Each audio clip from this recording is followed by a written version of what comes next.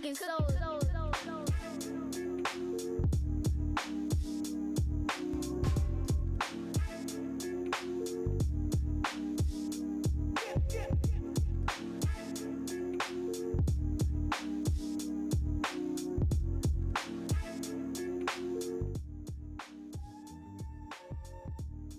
All right, hello everybody.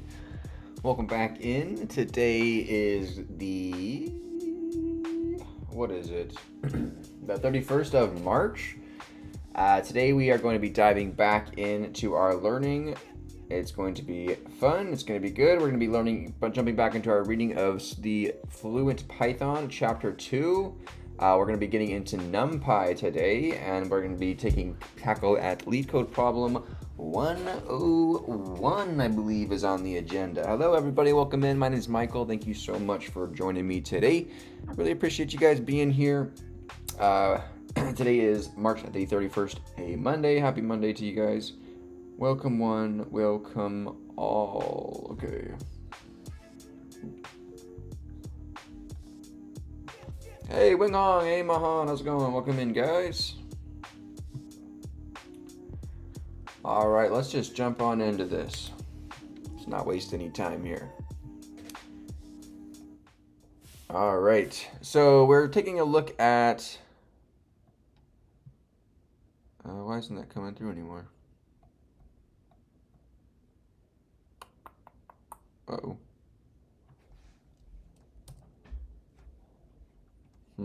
Hold on one sec.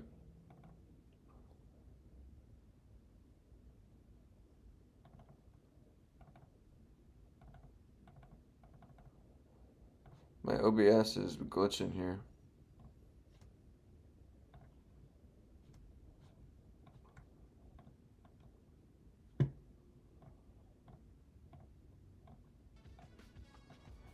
All right, there we go. I think we're okay. Cool. All right, let's get into this here. All right, NumPy. Throughout this book, I make a point of highlighting what is already in Python's standard library, so you can make the most of it.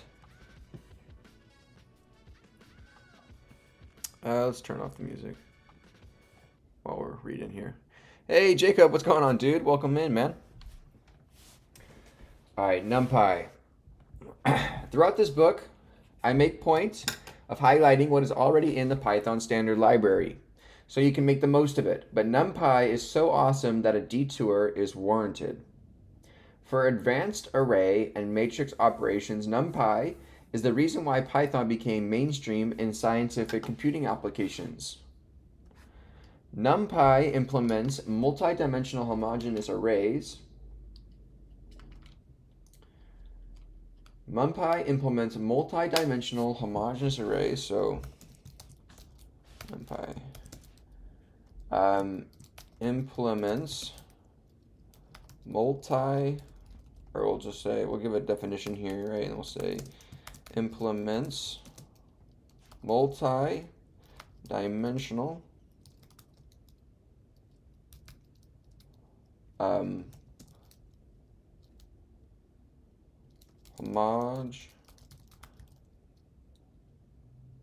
homogeneous arrays and matrix types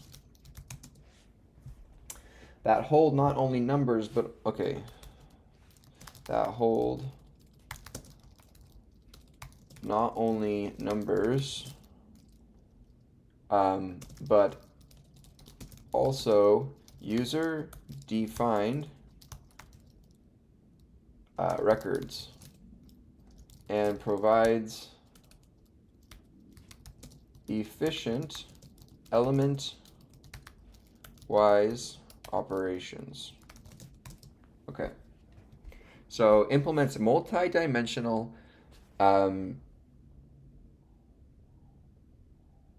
implements a multi-dimensional homogeneous arrays and matrix types. Oh, right. That hold not only numbers, but also user-defined records. Oh, shoot. Let's fix that.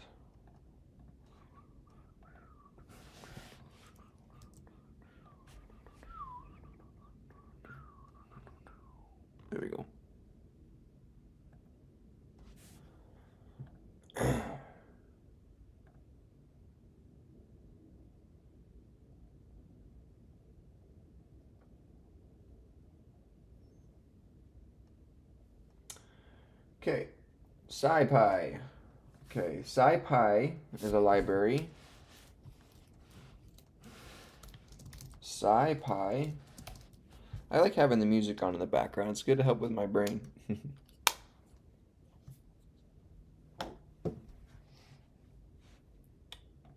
All right.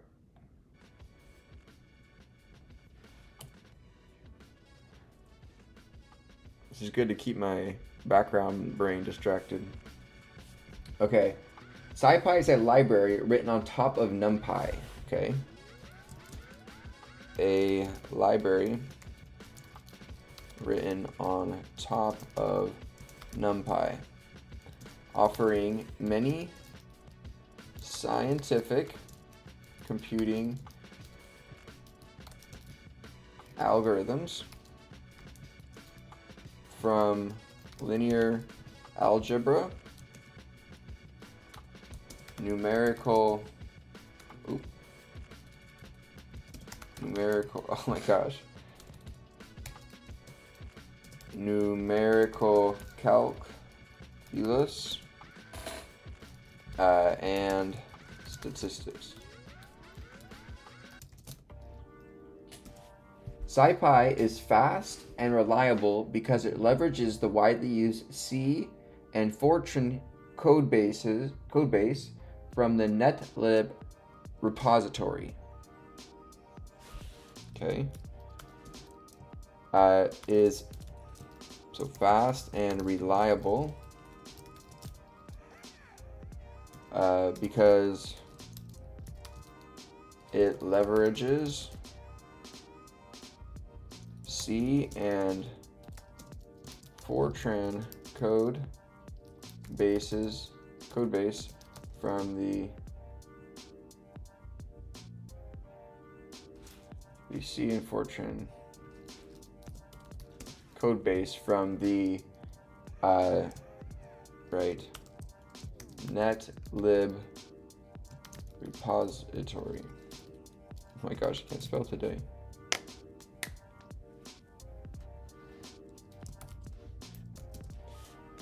In other words, SciPy gives students the best of both worlds, an interactive prompt and high-level Python APIs, together with an industrial-strength number crunching functions optimized in C and Fortran. As a very brief NumPy demo, example 2-2 shows some basic operations with two-dimensional arrays.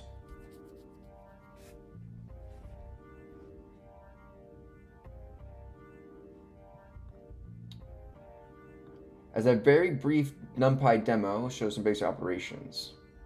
Okay, example 2-2, basic operations with rows and columns in a numpy.nd array. Import numpy as np. A equals np.arrange, or a range of 12.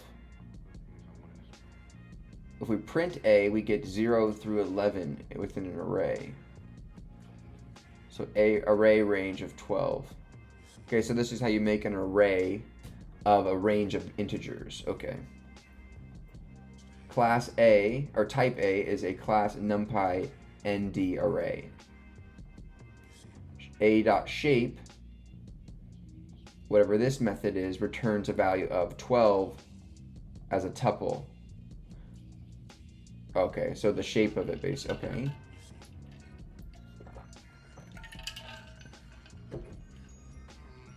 Okay. A.shape equals 3 or 4. Okay, let's go down here to our function, our labels.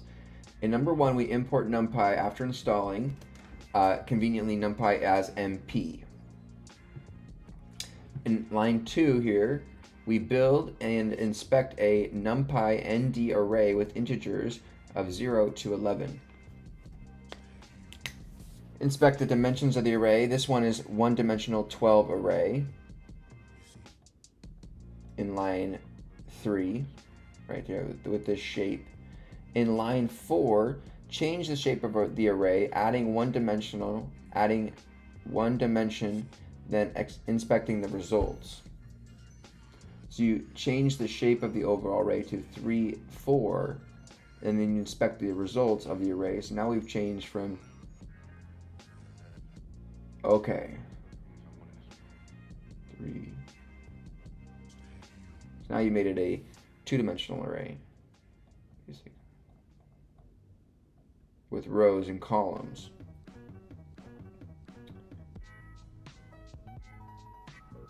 In line 5, we get the index of 2. So this will be this tertiary array here. Array index 2 and 1 returns the value of 9 for the first index of the second row, starting with the 0 row. A slice comma to 1. What does this do? 6. Get the element and index 2 at 1 in number 6 here, which is 9. In line 7, get column at index 1.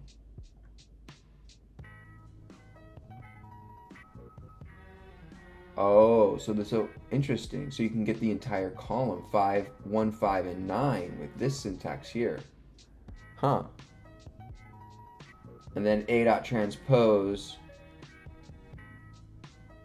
shows us the, what does transpose do?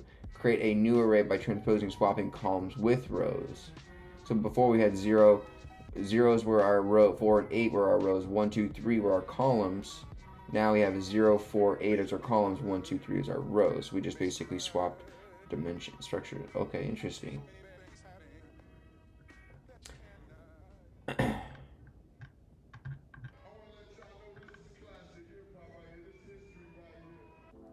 So let's take this.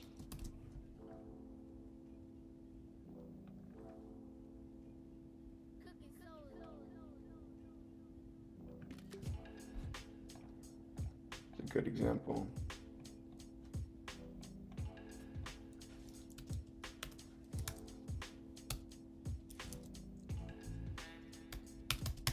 Okay.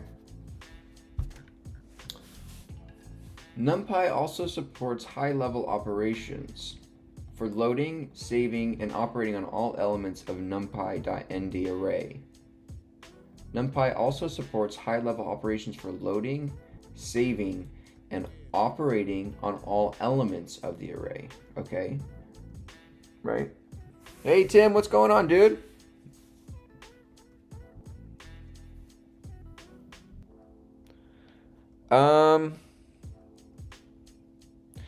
Josh says, do you ever feel like that, like the amount of notes hurts you at times instead of just taking slight notes and drawing it? Definitely not. There's proven studies out there for note taking and just repetition, even just repeating and typing out, physically typing out or writing out repeating words from a slide onto your page. Retains the information tenfold or whatever it is than just listening to it once over or listening to it twice over. Physically typing it out, looking back and forth over again, I can tell you there is a difference in the sections where I really take notes like this and the notes that I kind of skim. I struggle with going back and remembering for sure. Hardcoreism, what's going on, dude?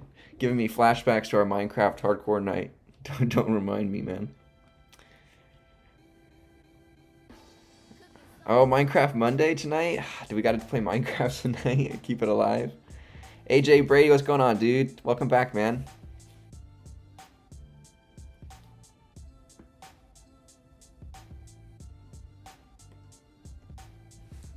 All right, let's keep on rolling here. Okay, so this is high-level operations on elements. So we have import numpy. Floats is equal to numpy.loadText floats dash 10m lines text. So we're loading this txt file. Load txt. Floats -3 forward gives you an array. Okay, so let's, in line 1 here, we load 10 million floating point numbers from a text file. So floats 10 million lines.txt. In line 2 here, we use a sequence slicing notation to inspect the last 3 numbers. So the last 3 numbers up to the end of the array, that's what we'll inspect, right? So So this is -1, -2, -3. Floats times 0.5. This will multiply all the floats by a value of half. In line 3, footnote 3, multiply every element in the floats array by 0.5 and inspect the last 3 elements again. So as you can see, that these floats are reduced by half from these ones. So now we're saying from time, import perf counter as PC, which is in line 4. Import the high resolution performance measurement timer available since Python 3.3. And then in line 5, we have T0 is equal to performance counter, semicolon, floats, slash equals 3. So divide equal by 3. So divide all floats by 3. And then PC minus T0. What does that do? In line 5, we divide every element by 3. The elapsed time for 10 million floats is less than 40 milliseconds.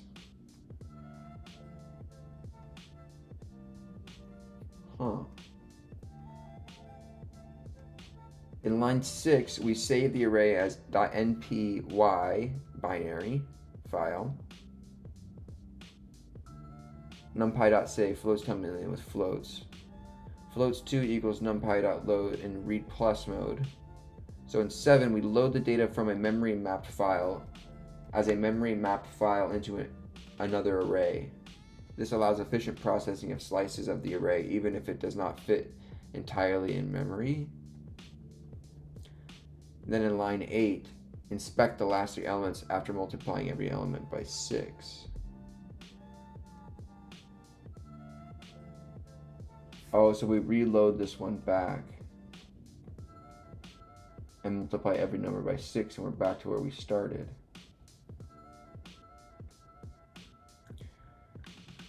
Okay, this was just an appetizer.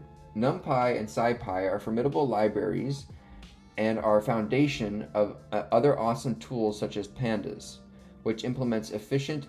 Okay, so then we'll say here that Pandas, we'll just give a general definition, implements efficient array types that can hold numerica data and provides import/export functions for many different formats, like cs.csv,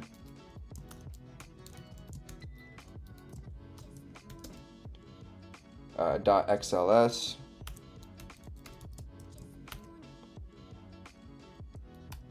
SQL dumps, HDF5, and etc. Right?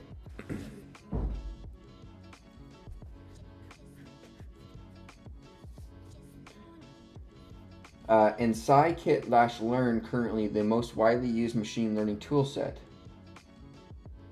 Most NumPy and SciPy functions are implemented in C or C++ and can leverage all CPU cores because they release Python's global interpreter lock. The DAS project supports parallelizing NumPy, Pandas, and scikit-learn processes across clusters of machines. These packages deserve entire books about them. This is not one of those books, but no overview of Python sequences would be complete without at least a quick look at NumPy arrays. Interesting. Having looked at flat sequences, standard arrays, and NumPy arrays, we now turn to a completely different set of replacements for the plain old list queues. Okay, here we go. I'm familiar with these. These are easy. Is that the same size? Yeah, it is.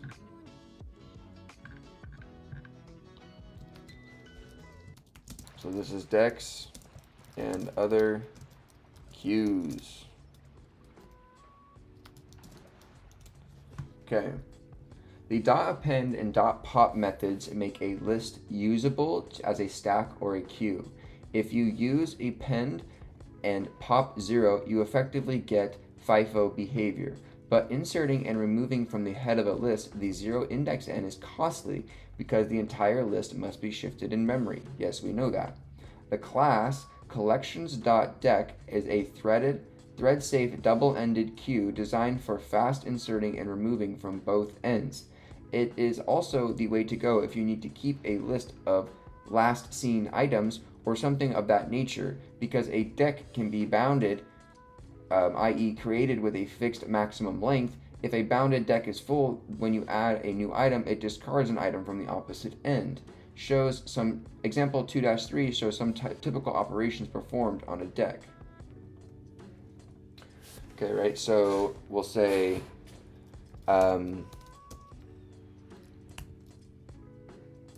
dot pop index 0. Right, we know all these, but let's just keep writing them down here. And dot append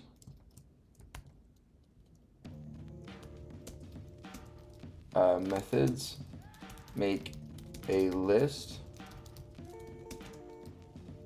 usable as a stack or a queue.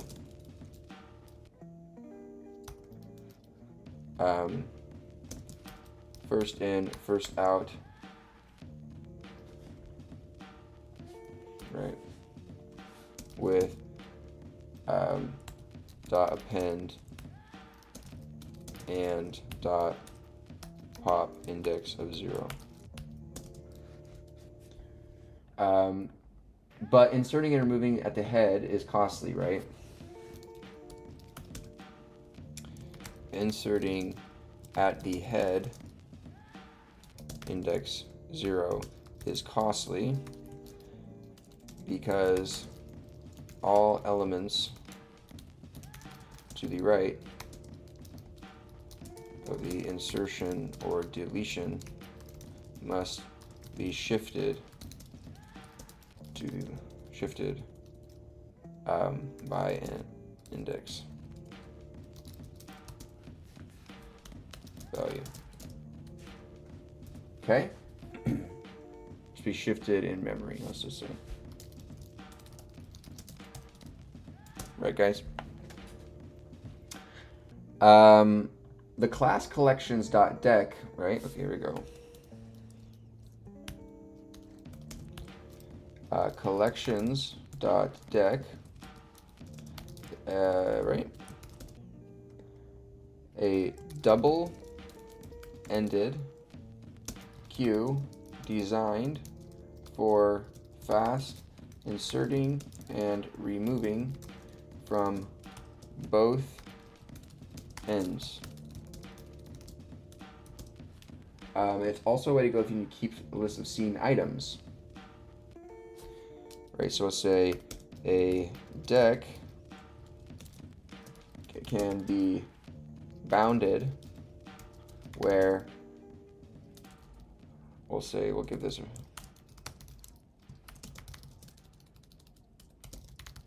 where it is created with a fixed maximum length.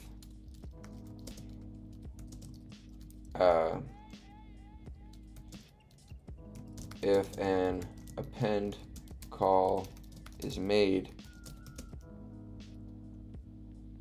a pop must take place to free a spot on the other end. Right. If a append call is made on a full dec, a pop must take place to free a spot. So from collections import dec, we say that DQ is equal to dec with a range of 10 and a max length of 10. So now we have a deck is an array of 0 through 9 with a max length of 10 as this some sort of deck object.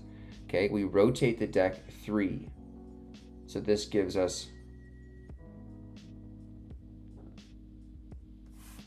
rotating with n greater than 0 takes items from the right and it prepends them to the left.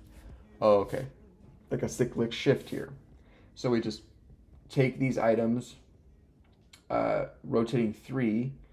So we take items 7, 8, and 9 and rotate them from the back to the front.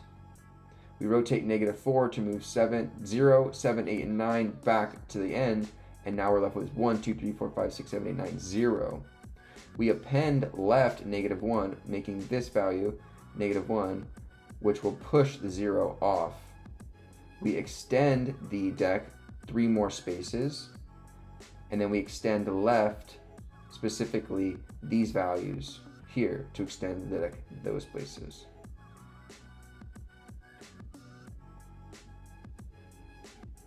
But it's a max length of 10, so it will push off the 4 values on the right, leaving 8 forward, and then these additional values here. The optional max length, okay, well, this is a good one. Let me take this.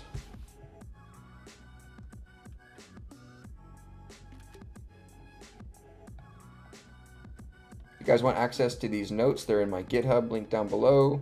I highly suggest just taking a read through them. I could take a week, choose a chapter a day, read the notes in the morning, read them again in the evening, and then do a couple practice problems, and then move on to the next chapter, and that'll give you a pretty good gist of what was kind of going on in these chapters without having to actually, read the book. But always suggest reading the book too. Okay, I don't need to go over that. I get how that works. That's very self-explanatory. Table 2-4 compares the methods that are specific to the list and deck, removing those that also appear in object. Note that deck implements most of the list methods and adds a few that are specific to the design, like pop left and rotate, but there are hidden costs. Removing items from the middle of a deck is not as fast. It is really optimized for appending and popping from the ends. The append and pop left operations are automatic, so deck is safe to use as a FIFO queue in multi-threaded applications without the need for locks. Hey Majad, are you done with CS50X? Technically, we are done with all the lectures. We haven't completed the course yet as we are working on our final project right now. I think I'm going to do another work session on the final project tomorrow. I actually have a call with my dad set up for tomorrow afternoon to go over the income statement and balance sheet sections of the project. I wanted his opinions because he's a CPA, a certified public accountant and a business advisor. So I wanted his opinions on how or what kind of information is captured within those pages, and like what would be the best ways to maybe display that from his point of view as an accountant or someone that reads that information quite often. So I wanted his point of view, and so we're going to implement that probably tomorrow. So super excited. Hopefully we can finish the project in about a week, maximum 2 more weeks, and then we can move on to some other courses. I really want to dive into math courses. I really want to get into some more advanced programming courses, or just I don't know what else is out there. I'm so honestly, I'm really just overwhelmed. You guys have suggested a lot of really good resources, like Git, learning more about Git, learning more about math, learning more about this, learning more about that, but there's just so much to learn. It's like, oh my gosh, what do you even just pick one thing and keep going, and then it gets a little daunting. Yeah, my dad, yeah, exactly. I showed my dad the first iteration of our project to get his opinion on it, and he told me I was calculating the information wrong, so that's what sparked the whole well, let's just bite the bullet here and just start over and get a UI, a graphic user interface going for it, and really restructure this, in a professional kind of format. And anyways, we've been successful so far, so maybe it was a good lesson learned that he gave us. He really kicked us in the right direction there. But yeah, it was sad to know that our 2 months of progress is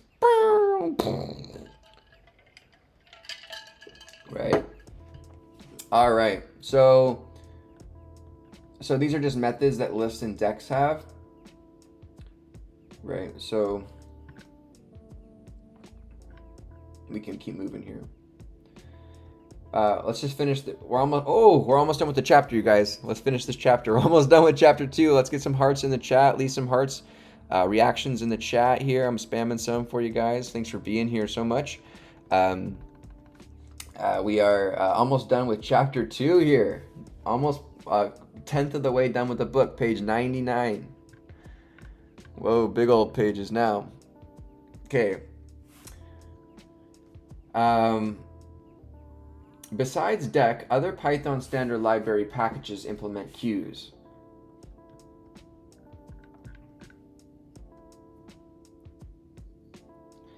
Right, where queue, this provides the synchronous thread-safe classes simple queue, queue, LIFO queue, and priority queue. These can be used for safe communication between threads.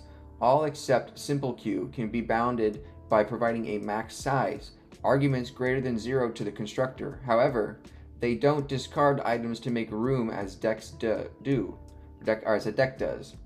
Instead, when the queue is full, the insertion of a new item blocks, i.e. it waits until some other thread makes room by taking an item from the queue. What is this talking about threads for? Like, what is this referencing? The only time I've ever heard about threads has been the CPU, right? But is that what this is referring to, or what is this thread terminology that's been brought up here? He hasn't talked about this word thread yet in this context.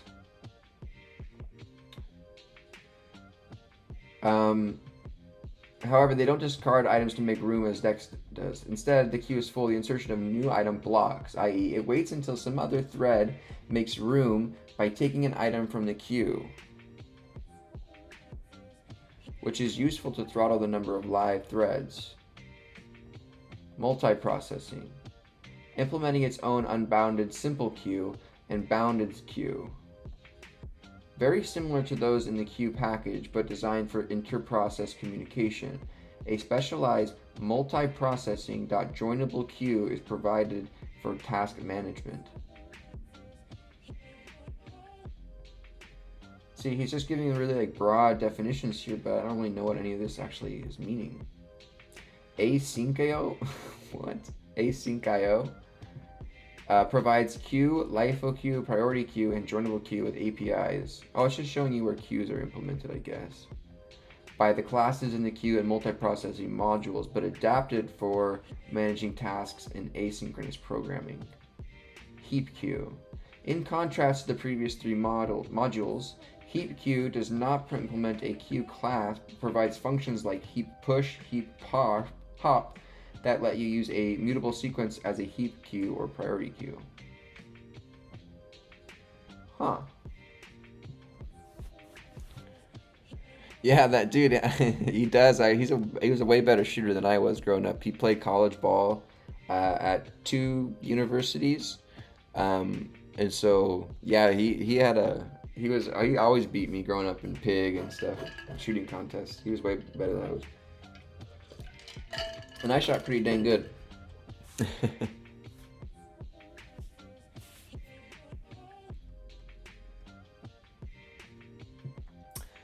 All right. Let's keep going here.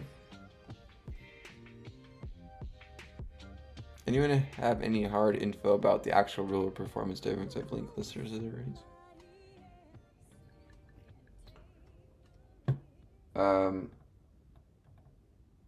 I'm like, my dad's like, I'm fairly tall. I'm like 6'1". My dad's 6'2". I'm just pretty scrawny. My dad was pretty built. So he was pretty good at ball back in the day. All right, this ends our overview of alternatives to the list type, and also our exploration of sequence types in general, except for the particulars of stir and binary sequences, which have their own chapter 4. Chapter summary. Did we miss anything? Okay, let's do here.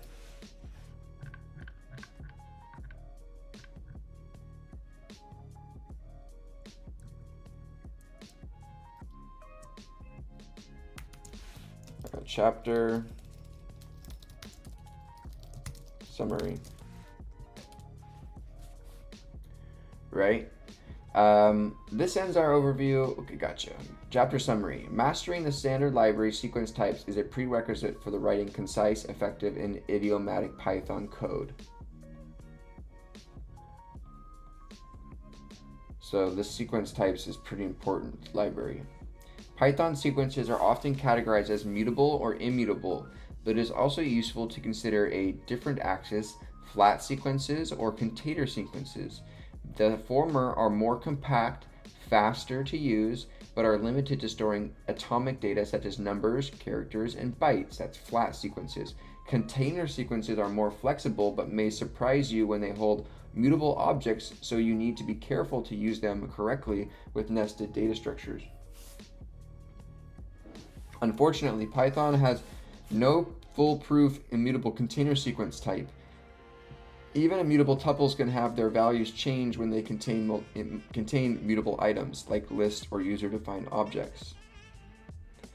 List comprehensions and generator expressions are powerful notations to build and initialize sequences.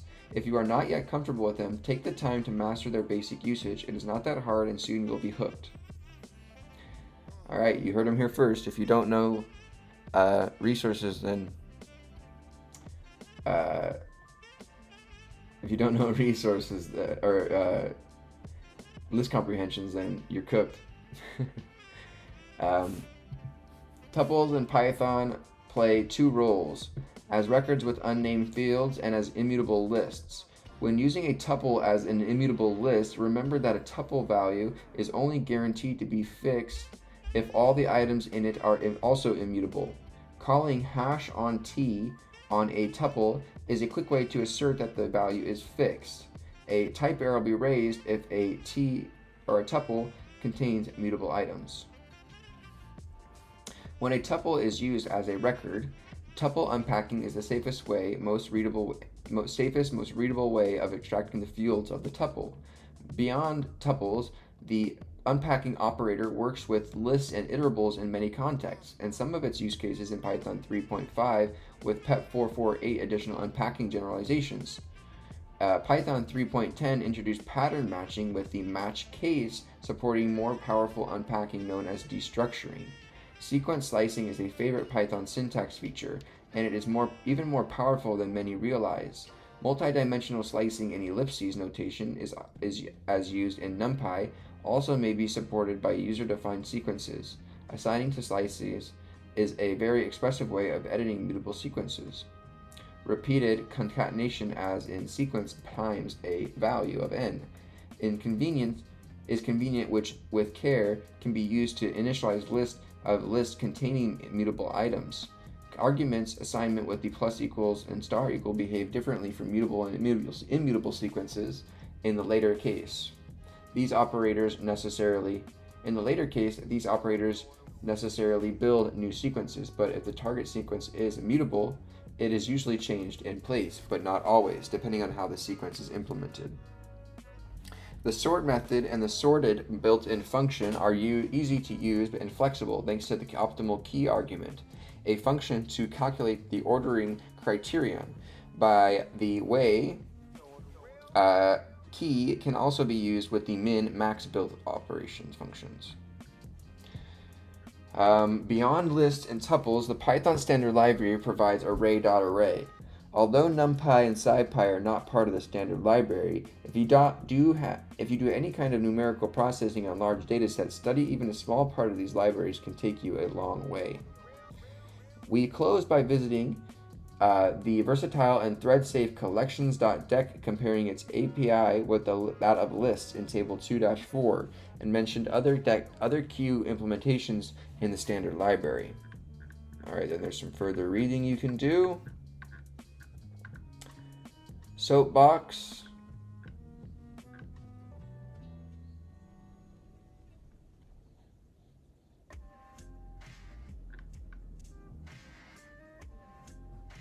This looks interesting. Hold on, I'm going to read this one here. Let's read this soapbox. Oracle, Google, and the Timbot conspiracy. The sorting algorithm used in the sorted and list.sort is timsort, an adaptive algorithm that switches from insertion sort to merge sort strategies depending on how the order of the data is. This is efficient because real-world data tends to have runs of sorted items. There is a Wikipedia article about it. TimSort was first used in C Python in 2002. This is interesting, guys. We're getting some lore here. Since 2009, TimSort is also used to sort arrays in both standard Java and Android. A fact that became widely known when Oracle used some of the code related to TimSort as evidence of Google infringement of Sun's intellectual property. Since 2009, TimSort is also used to sort arrays in both standard Java and Android. A fact that became widely known when Oracle used some of the code related to TimSort as evidence of Google infringement of Sun's intellectual property. For example, see the order by Judge William Alsup from 2012. In 2021, the U.S. Supreme Court ruled Google's use of Java code as fair use. TimSort was invented by Tim Peters, a Python core developer so prolific that he believed to be an AI, the Timbot. You can read about the conspiracy theory in Python Humor. Tim also wrote the Zen of Python, import this. Let's click on this link. Oh. Let's look up, what is this?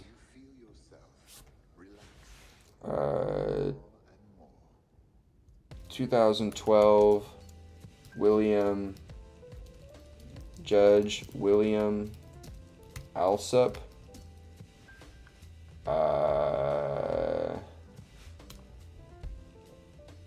In 2012, William Alsup, the U.S. Director of Northern District of California, presided over the Oracle versus Google trial, where he ruled that 37 Java APIs used in Google's Android platform did not fall under U.S. copyright laws.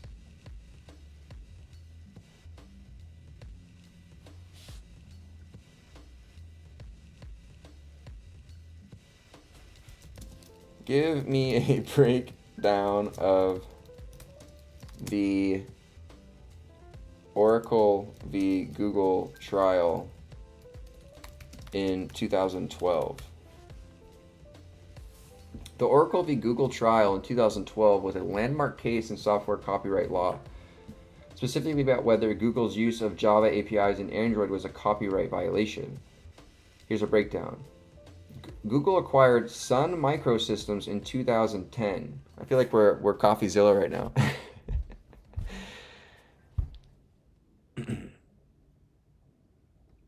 Yeah, AJ, you mind explaining what he means by those in here? He kind of just threw those out there. I know that they're talking about, is it talking about CPU threads or what? Or what? I'm not sure. Google developed Android using Java, but wrote its own implementation of the Java runtime using 37 Java API packages. Oracle then sued Google, claiming that Google infringed Java's copyrights and patents. Oracle owns Java?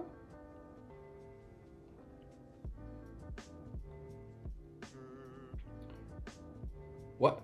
Huh. Key legal issues, copyrightable of APIs. Oracle argued that Java APIs were protected by copyright, fair use defense. Google argued that its use of APIs were fair use. Oracle is also sued over Java-related patents.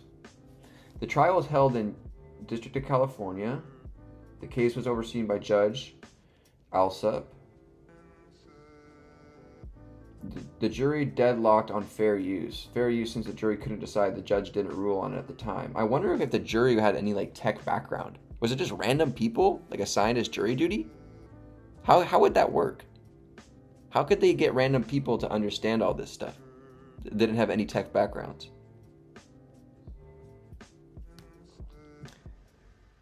Google won. The jury ruled that Google did not infringe Oracle's patents. Oracle appealed to the federal court, which overturned Alsop's ruling in 2014 saying that APIs are copyrightable.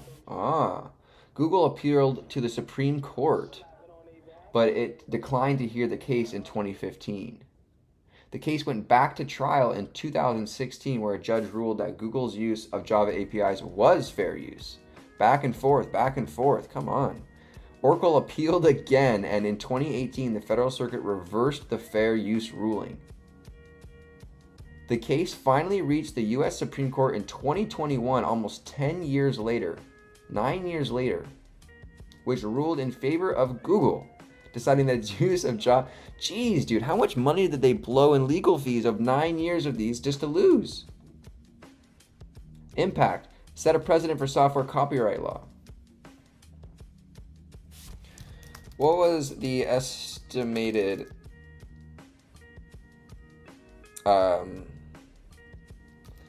law fees for Oracle to continue this battle for almost 10 years? The exact legal fees Oracle spent in the lawsuit are nearly a decade aren't publicly disclosed, but estimates nearly exceed $100 million.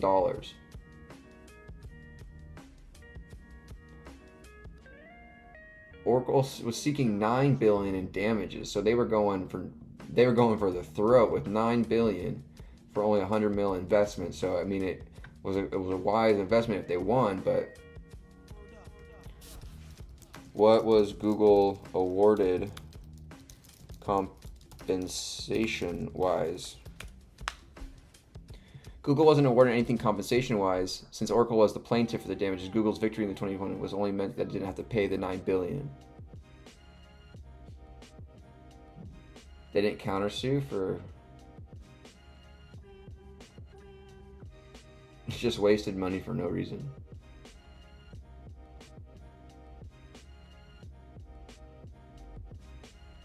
And had huge strategic value. So it just kind of set the precedent. I guess the value was in that they could continue going forward without having any problems. Little history dive here. All right, cool. That is the end of chapter 2. That was a cool little deep dive there. Are there any of those that are here? Oracle, Timbot conspiracy, key is brilliant, mixed bag list.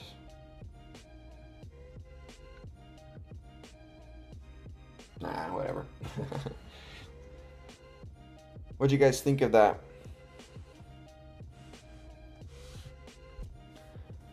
All right, let's go here. Let's go time, boys. Bum ba da dum.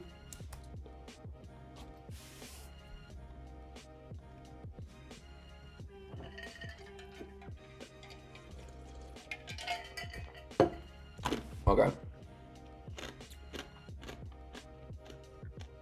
Number 101. Symmetric tree.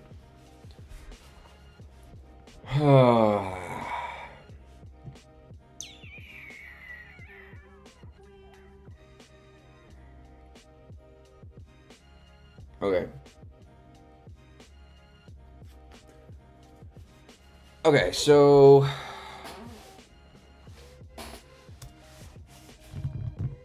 symmetric tree. Given the root of a binary tree, check whether it's a mirror of itself, symmetrical all around its center. Okay, so we're given a root.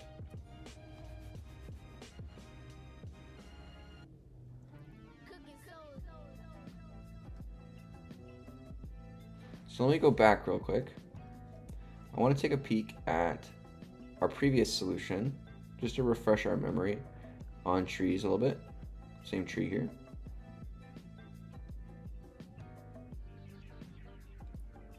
If P is none and Q is none, return true.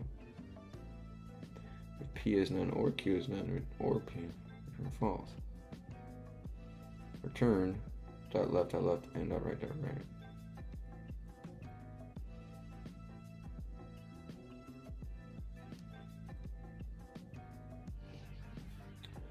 If P is none and Q is none, right, return true. If P is none or Q is none, return false. Meaning that one or the other is none. Or the values you return false.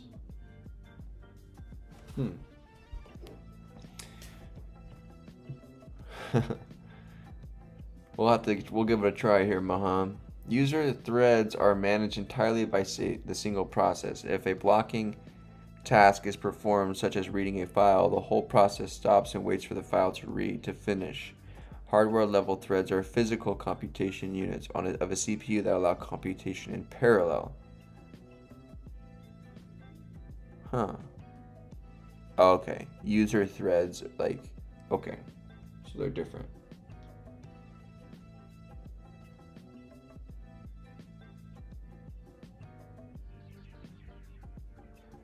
Okay.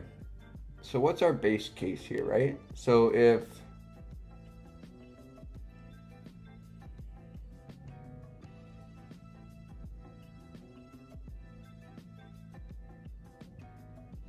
hold on, I want to bring up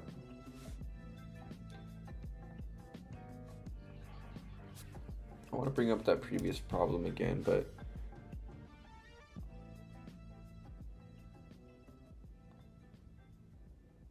I'm going to bring it over here.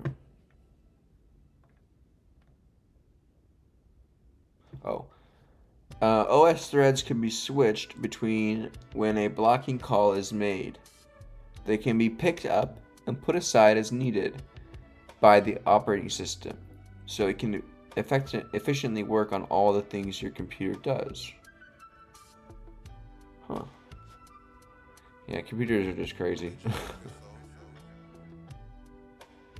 Okay. So we're given a root value. So if none. So what's our base case? So if we're starting on this root value, we basically want to have a mirror take place. So if you move left, you have to move right. If you move left,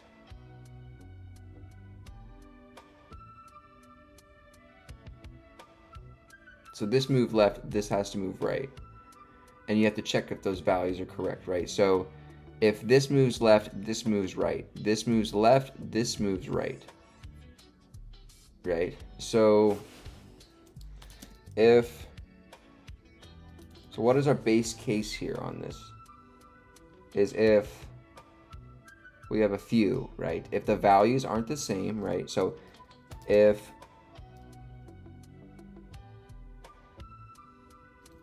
so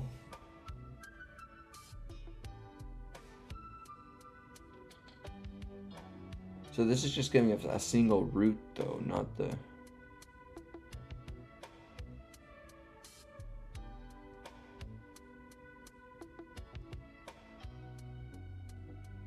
So we'll go like this.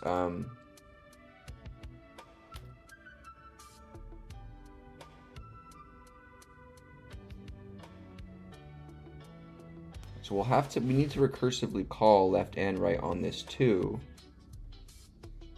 So it'll return.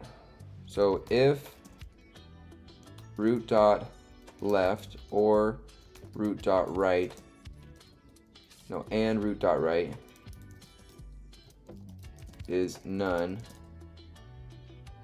So if it's or, we want to return back to the 2.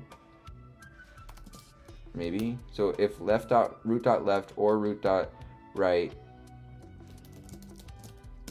is none, we're going to return back to the value previously. So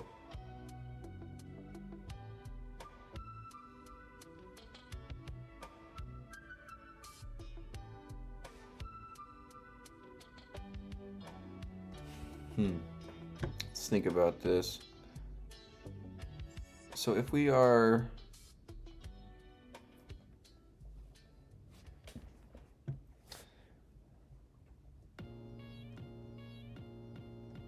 I was thinking about making a helper, right?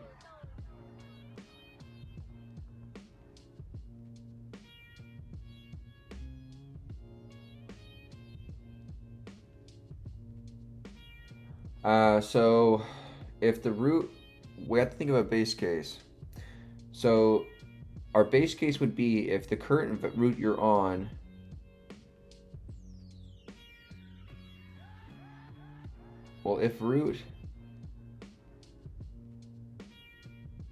if the current value you're on is none, so if root is none,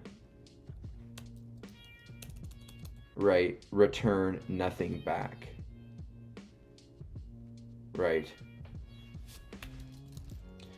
So then if root is none, we're going to return nothing back, so we basically get back to this function call. So we need to call is self dot is symmetrical, is symmetric on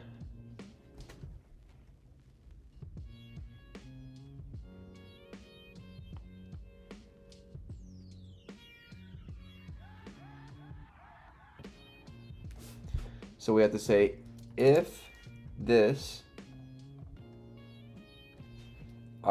root dot left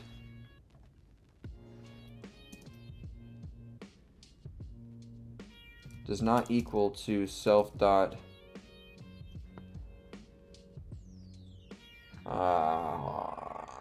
okay, let's think. So we're on a node here. If it has a root left, we want to go left.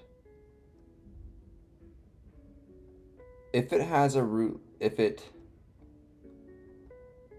we go left, we also have to go right.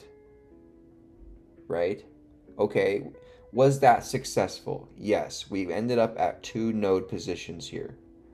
Okay, so that move worked and that move worked.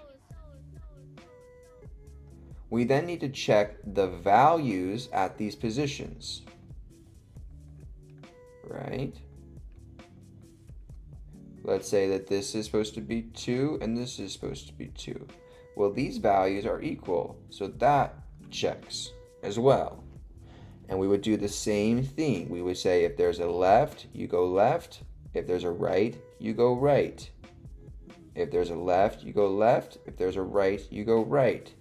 And you check, are these nodes symmetrical?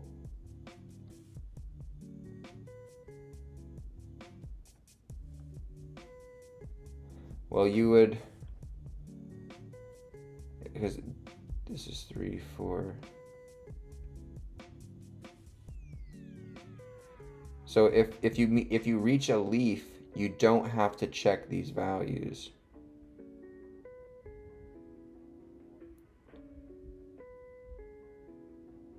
Because these values aren't going to equal because they're not connected to a root.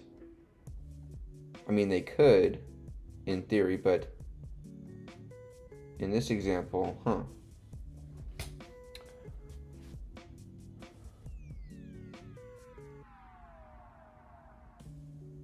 Okay, so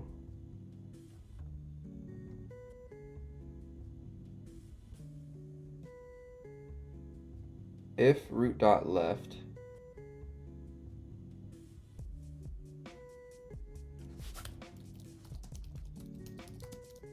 right and root dot right, well, we can go, no, so if you go,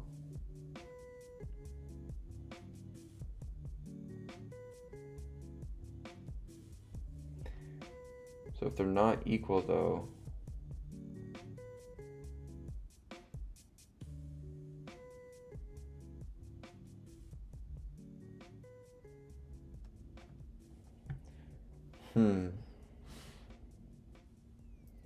so if the root is none, we return. So if the current node that we're on is none, we return back to this previous value on the recursive call. So if we recursively call is symmetric on root dot left, right, and self dot is symmetric root dot right.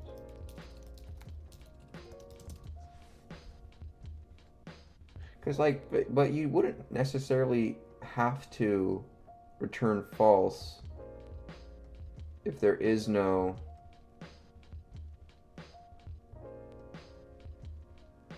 Tim, you're quitting on me.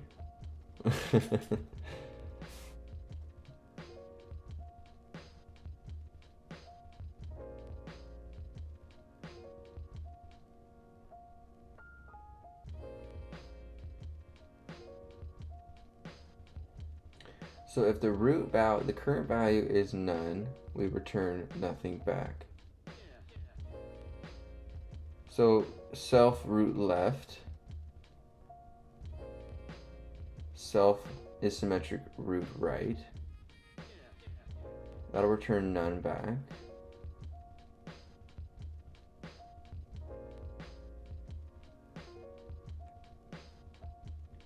So let's say you get to this position, you start here. The root is not none, so you don't get hit with this.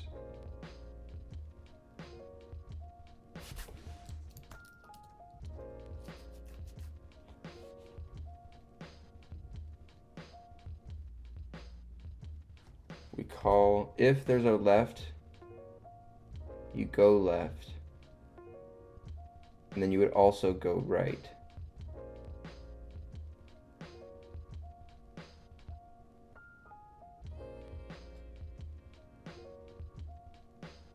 Right.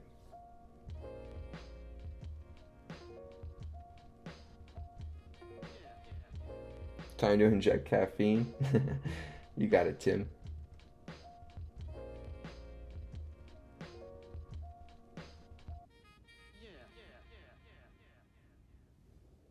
Let's keep thinking about it here.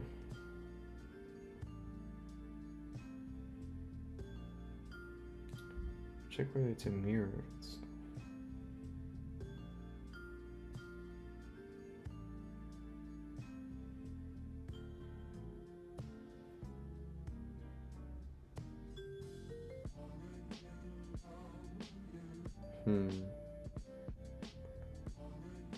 So we're on here. What do we need to do? If you have a single node,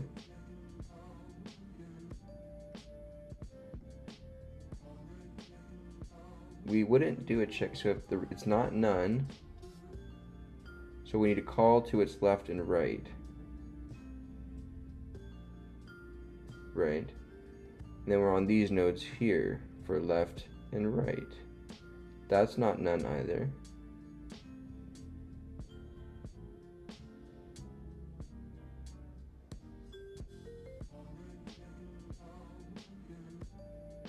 So if there's a left,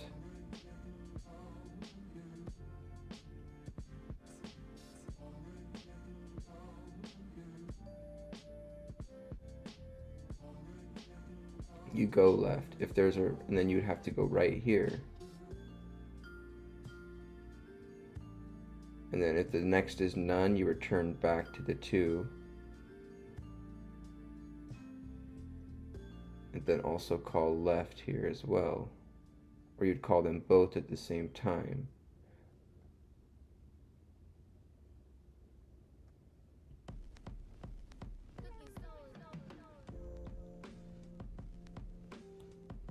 Huh.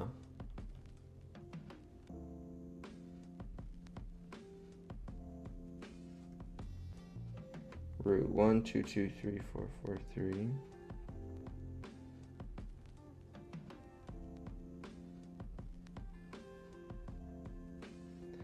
So if we have a function to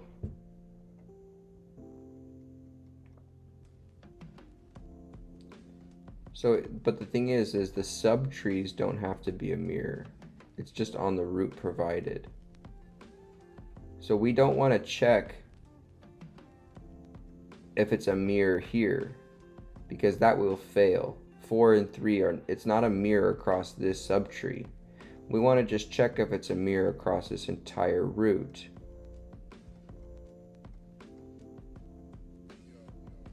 So do we want to basically have a sum for the left side and a sum for the right side? Move position by position and then sum, and then if that sum at each step equates to the same, basically, which will be reflective to the values that it moved, then you return true. So we don't want to call a check on every subtree of this recursion because that's not the point. We want to call it on this root. We're trying to see if this root position is a mirror of itself. We don't want to then recursively do it to every single one.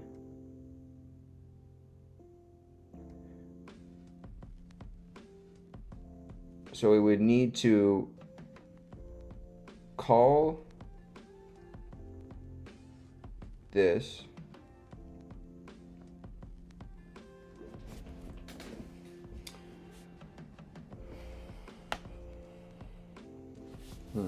I'm going to talk it out here. I am working on Leet code problem 101. Let's talk it through. Don't show me code. I am going to give my ideas and thinking.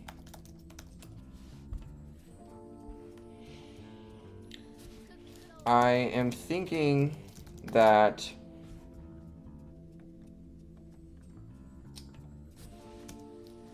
we don't want to check symmetry on each root position because we only want to verify symmetry on the initial root given, right?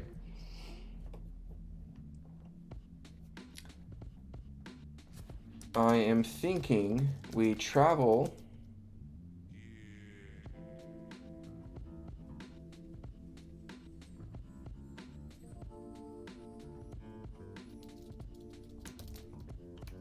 two separate paths, something like that, paths, making opposite moves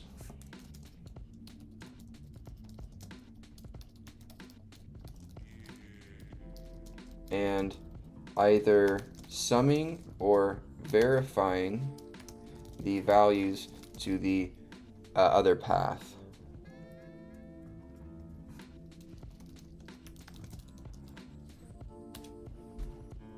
You're on the right track. Since we only care about symmetry relative to the initial root, we don't want to treat each subtree independently. Instead, we need to compare corresponding nodes from two mirrored paths. Your idea of traveling two separate paths with opposite moves makes sense. Essentially, for every left move on one path, there should be a corresponding right move on the other. That way, each pair of nodes should mirror. How are you thinking of handling cases where the structure isn't symmetric? One side has a node where the other side is none.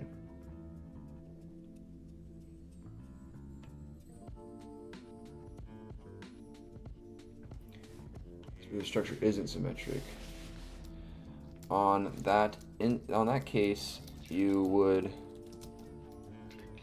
return false because the tree from the initial root is not symmetric.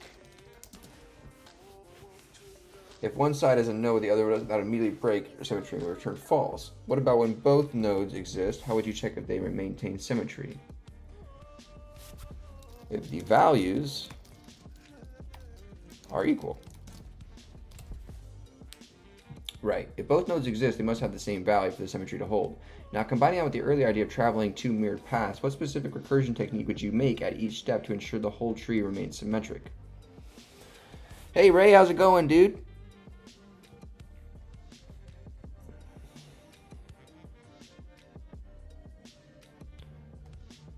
Traveling two mirrored paths, what specific recursion checks would you make at each step to ensure the whole tree remains symmetric? To remain the whole, you would need to check, okay, so if root dot left and root right is none, return false. Or root dot value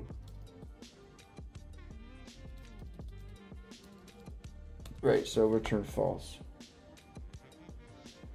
So if the root or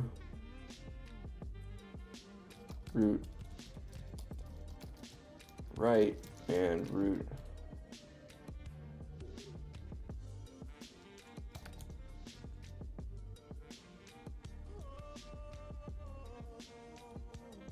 if not equal to none, and if it is none,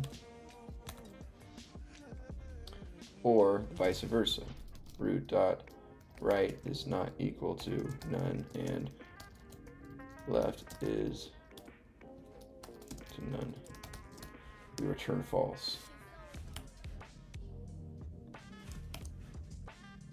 Right?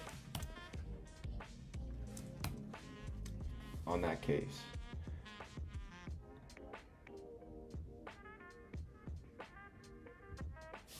Right? We return false at that case. Now what's next? Once you confirm both nodes exist, you already said their values must be equal. But to fully verify symmetry, how would you recursively check these subtrees?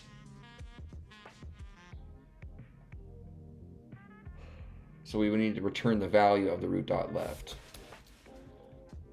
So we call this,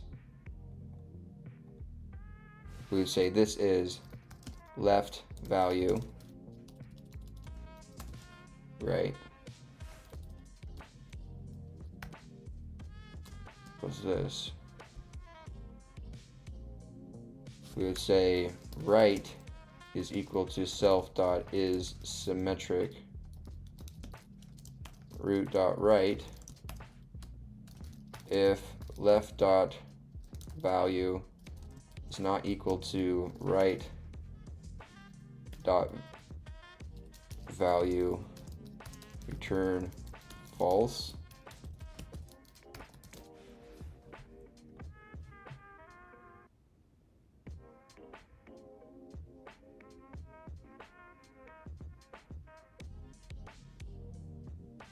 We call left, we call right on that node. So I wouldn't, this is going to do that thing I was talking about before that I don't want to do though. I don't want to check the values of each of these subtrees.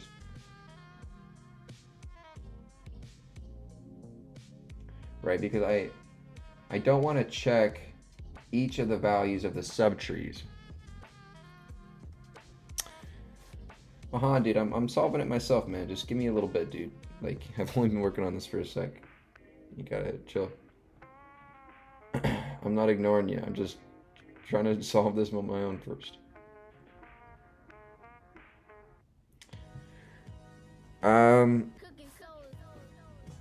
Nice, Ray.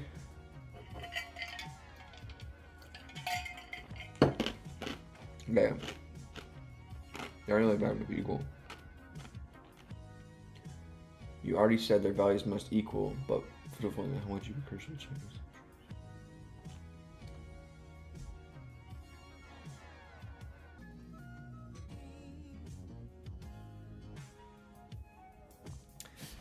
I wouldn't want to call the recursion on both left and right, then check equality of vowels, because that would just check, at every subtree, like we talked about, and I don't want to do that. Right, you don't want to check symmetry at every subtree independently. You want to ensure mirroring as you traverse. Instead of calling recursion on both left and right subtrees separately, how could you structure the recursion call so that one follows the left path while the other follows the right path?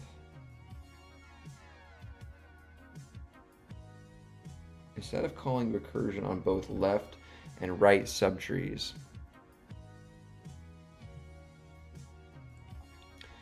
how could you structure the recursive call so that one follows a left path while the other follows a right path?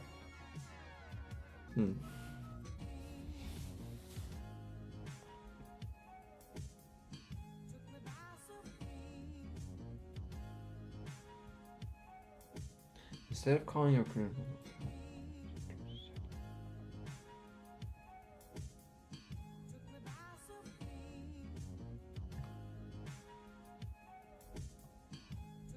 I would need to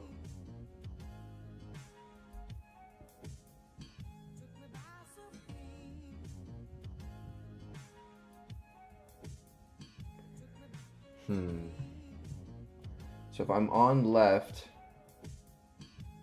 so I'm here, I wouldn't want to call them separately.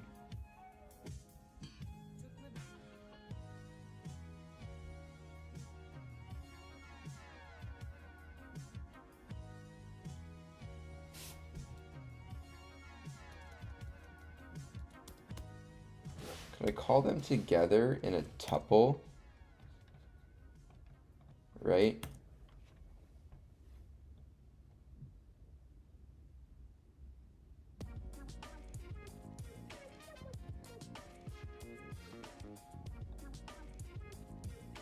So if I call them together in a tuple, I could verify tuple equality.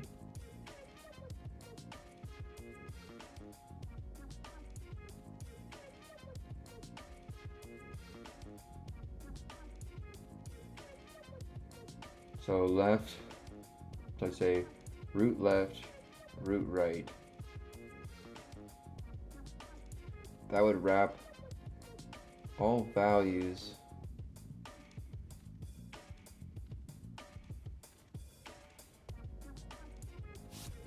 Could you explain a little more? Since you want to verify that the left and right subtrees are mirrors of each other, we should compare the left subtree of one node with the right subtree of the other, the right subtree with one node with the left subtree of the other. This ensures that instead of checking symmetry independently at each subtree, we enforce the mirroring at each step. How do you think your structure will enforce that? Sir, since we want to verify that the left and right subtrees are mirrors of each other, we should compare that the left subtree of one node with the right subtree of the other. The left subtree of one node.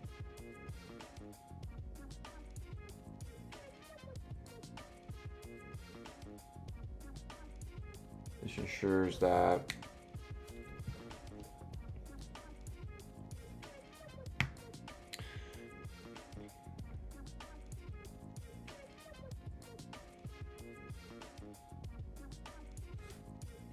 go to my notes on trees here.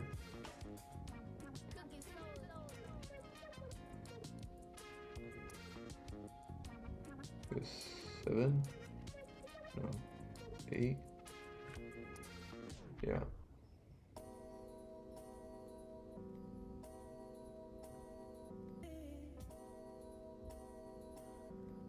In order traversal.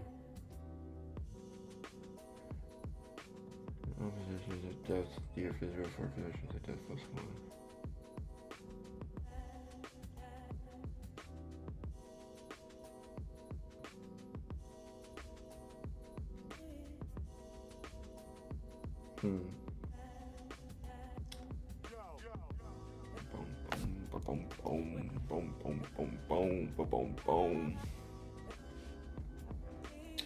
Let's keep trying here.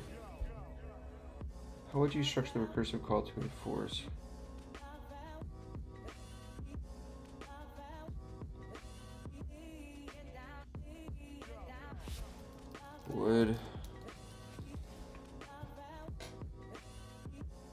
How would you the left subtree of one node with the right subtree of the other?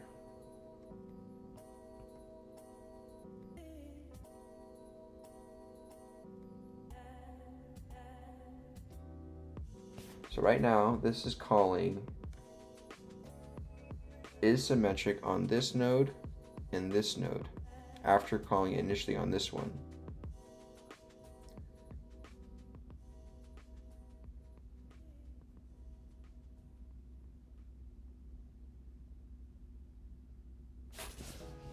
So can we say this?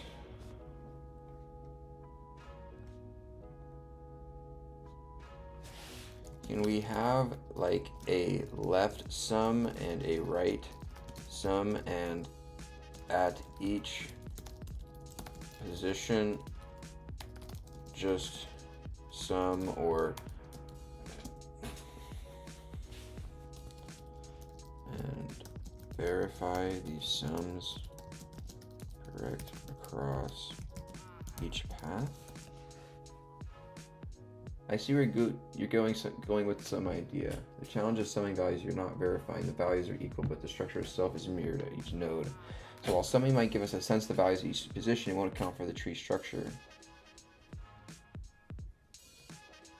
Instead of summing all values, what if we recursively check the following? Are the values of the current node equal? Is the left child of one node a mirror? This way you can focus on equality.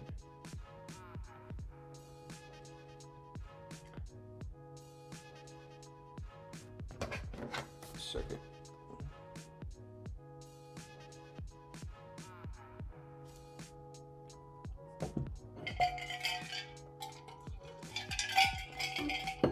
Right.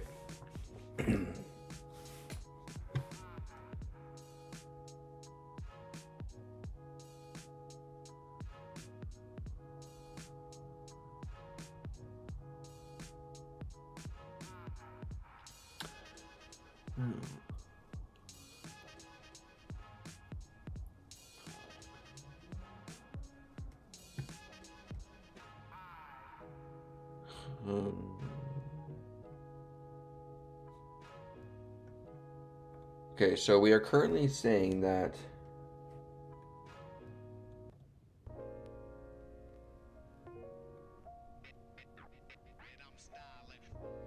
we call left, we call right.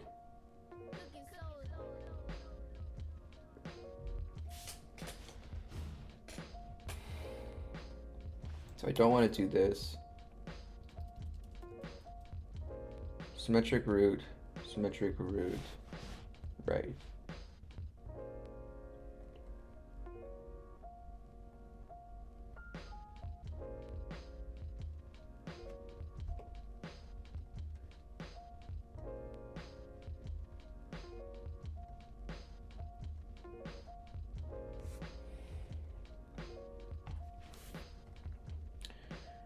Okay, so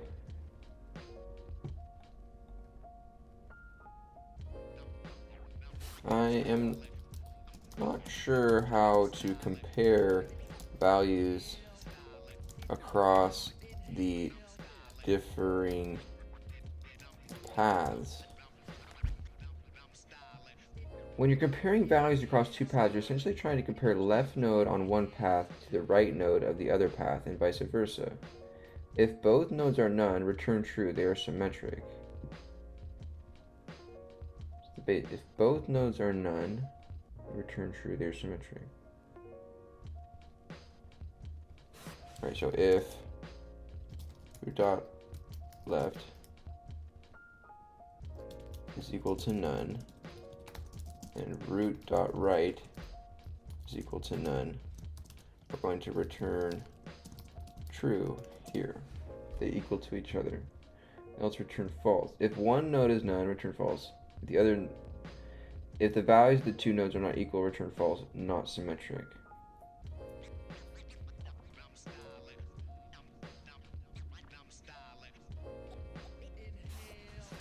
So if root dot left dot value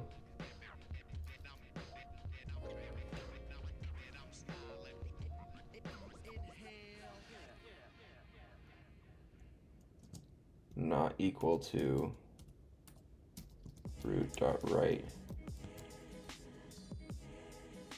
No, because I don't want to check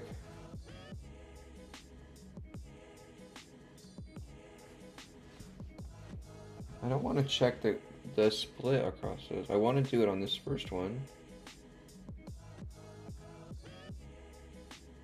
But I want to call, so this will send it there. Then it'll call it to there and to there.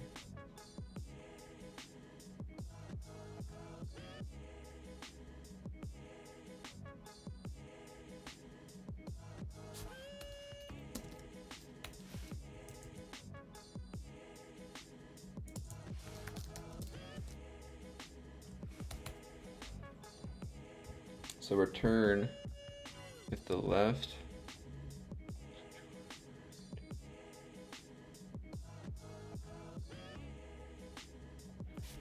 okay, so let's get rid of this. Let's say this is what I have so far.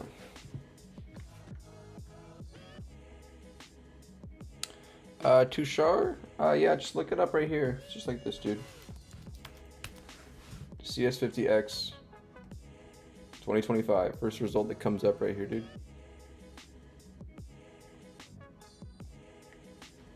You're on the right track. If you had some important base case where both children are none, one child is none, the other is not. You want to recursively check the left and right subtrees to ensure the values and structure are symmetric. You need to call a helper function that compares the left tree and the right subtree in a mirrored fashion. Here's how you can expand the logic. Recursive check. For each pair of nodes, check their values are equal. So we have to call some helper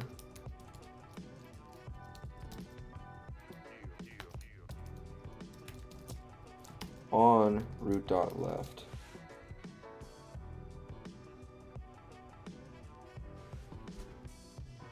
That compares the left subtree. For each pair of nodes, check their values are equal. The left child of the first node is symmetric with the right child of the second node. And the right child of the first node is symmetric with the left child of the second node. To do that, you'll need to implement this logic.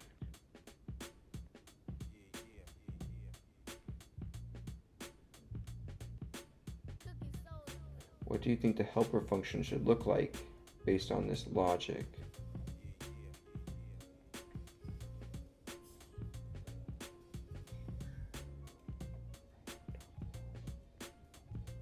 Call the helper on the root value.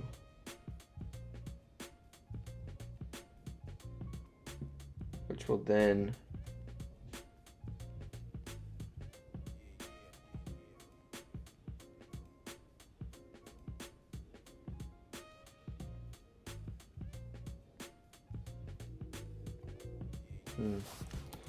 not sure.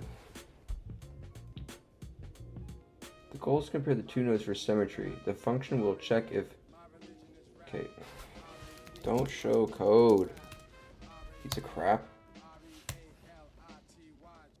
That's my number one trigger with this thing. To handle symmetry, you need a helper function that takes nodes and compares them. Base cases, base nodes are none.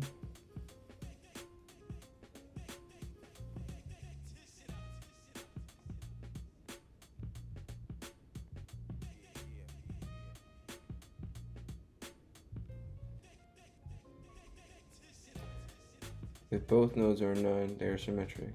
If only one of those nodes are none. Okay, so this will be within our helper function.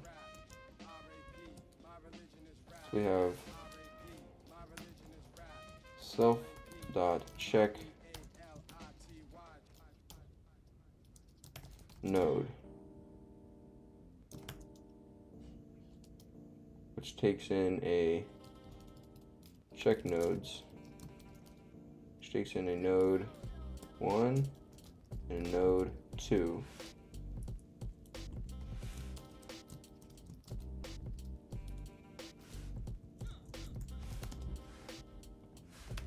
Right, and then we'll paste.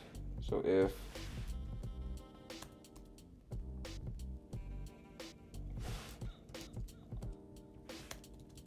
node 1 node 1, node 1, node 2, node 2, node 2.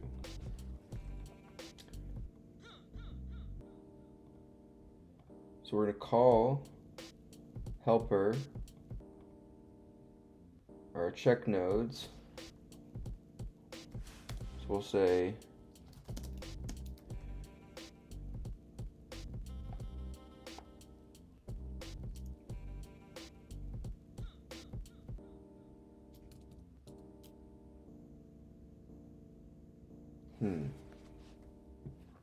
Hey, Demon King. How's it going? Thanks for joining me here. If their values are the same, check if the left child of one node is symmetric with the right child of the other.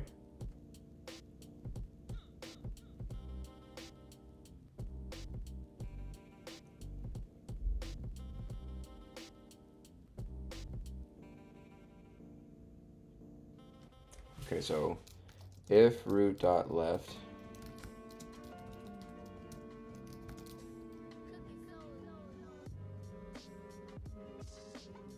and root dot right, we're going to call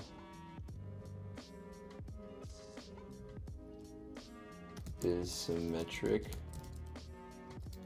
on self dot check. Self dot check nodes.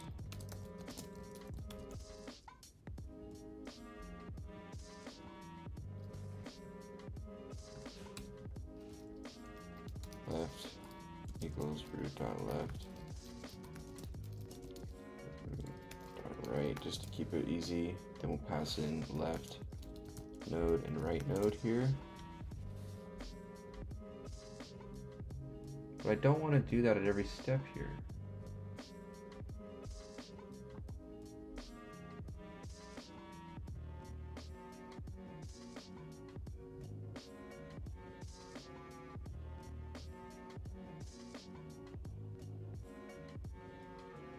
But we want to check if it's a list, right? Okay, let's do this. For every value at the node, we go if left dot right, we call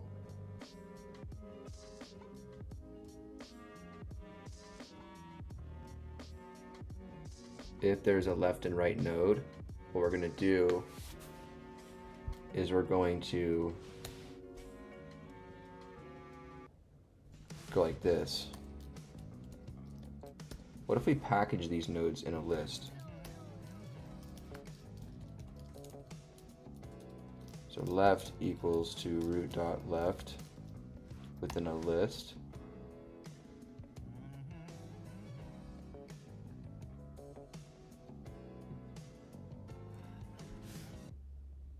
What if we could just check at each recursion of this?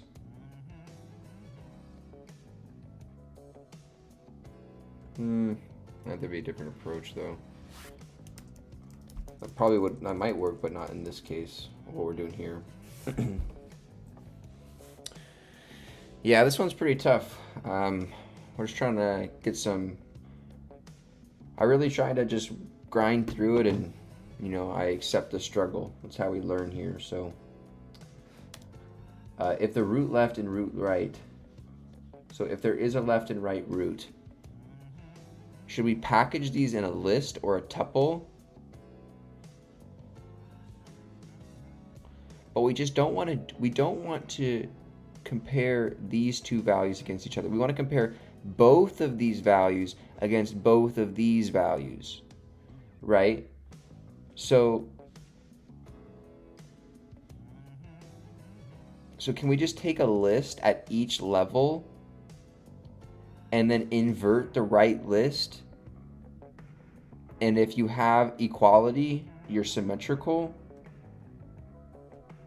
I mean, that would, so if you have a left and right, you say left list is equal to, so on the first pass, you just call if left and right, you do it, right? You check there. So while the value is not none, but what if these ones have children? Interesting. If both nodes are none, they are symmetric. If one of them is none, they are not symmetric. If the values are not equal, they are not symmetric. So if the values, oh, whoops, bumped it, my bad. Let me fix this. Bum, bum, bum, bum, bum. Oh, sorry, guys. Here we go. So then let's say this. So if node 1 dot value is not equal to node 2 dot value,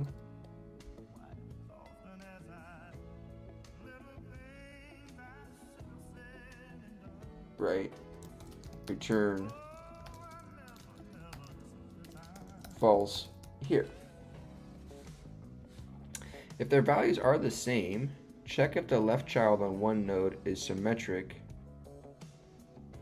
with the right child of the other node. Both cases. So here's the recursive case.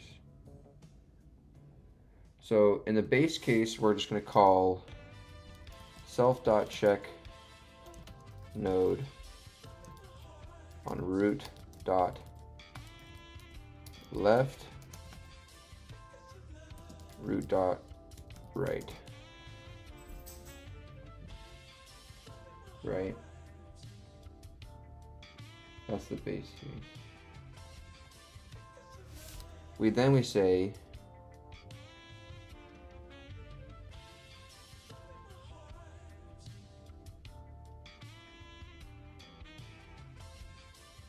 we need to call is symmetric on the root left here and is symmetric on the root right here. We then need to call is symmetric on the root left here.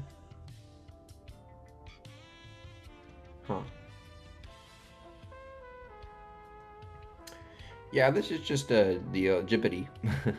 I just have it tailored to not show me code here and to talk me through it, kind of like I'm using like the duck in CS50. Hey Rashawn, thanks for coming in, dude.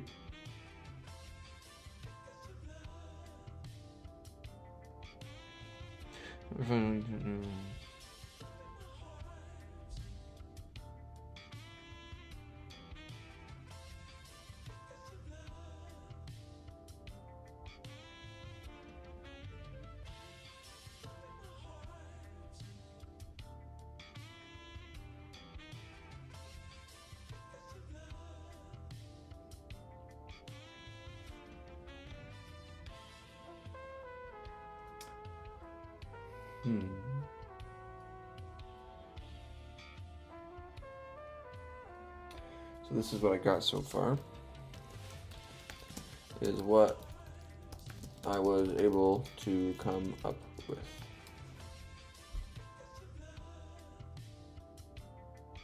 Check notes function need to be defined before it's used.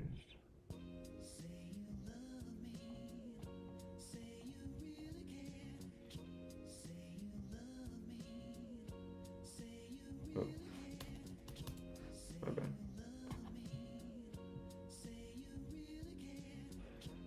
You're correctly checking the conditions, but your main function is symmetric doesn't return anything yet. You should make sure that the result of check nodes is returning give.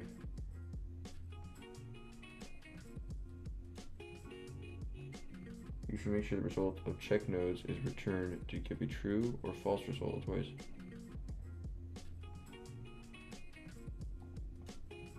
So we return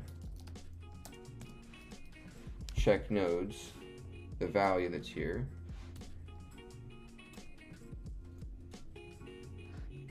Right.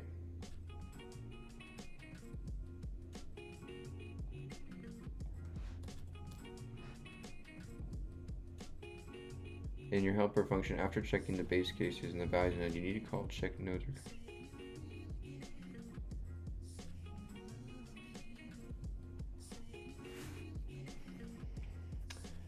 compare the left after checking the base case.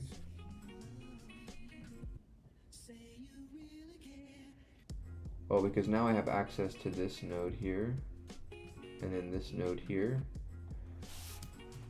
So I need to call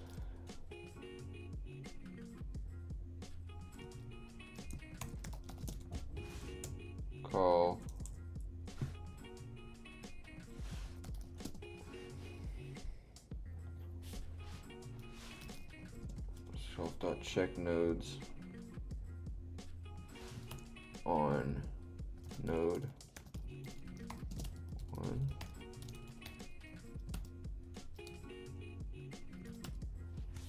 After checking the base case and the values of the nodes, you need to call check nodes recursively for the mirrored paths.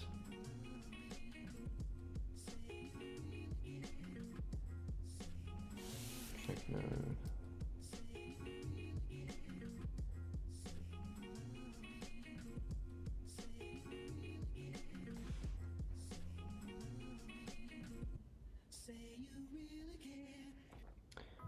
You want to compare the left child of node 1 with the right child of node 2.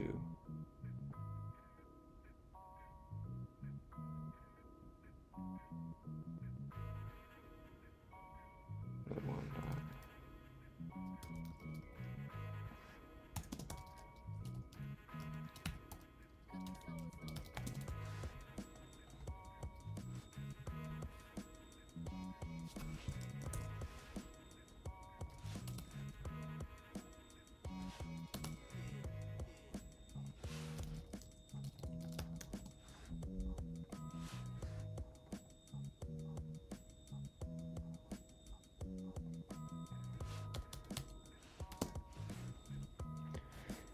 You want to compare left child of 1 with the right child of the right, and the right child of 1.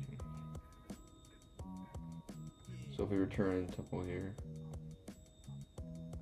true, false, false.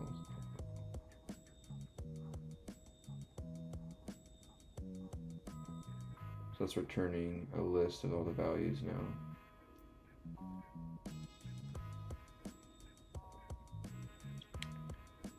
So self.check nodes.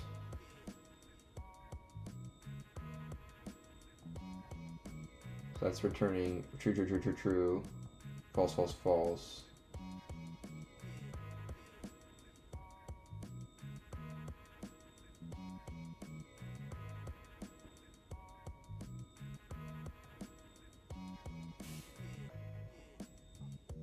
So we'll do this.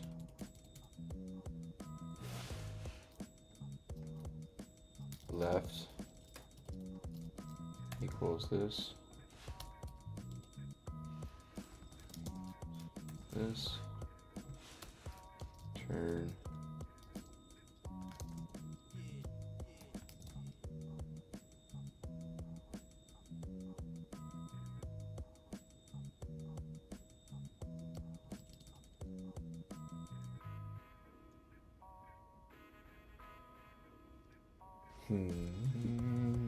But how can we return?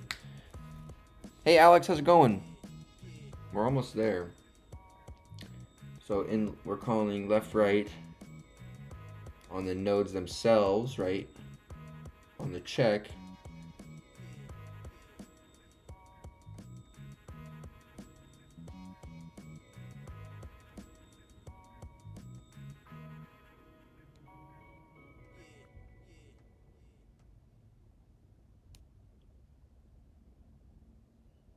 Left equals check nodes, right equals check nodes. I feel like we're really close, Rayshawn. Yeah, exactly. We're right there. Hold on. So how can we return then?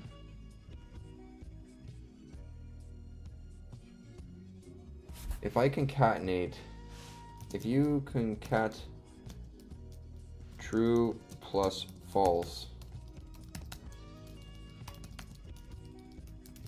what returns? They're just doing it.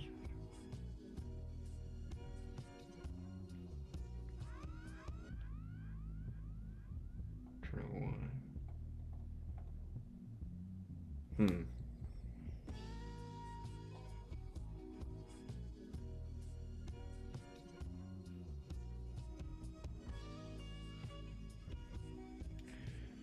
right now I have this list.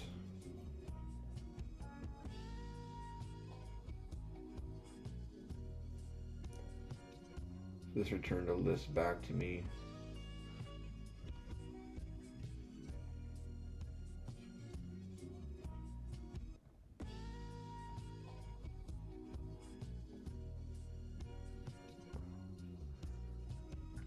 Huh.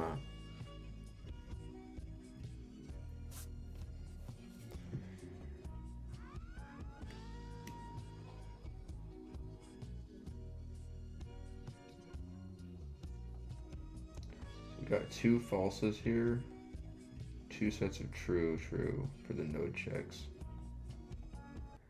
So how can I...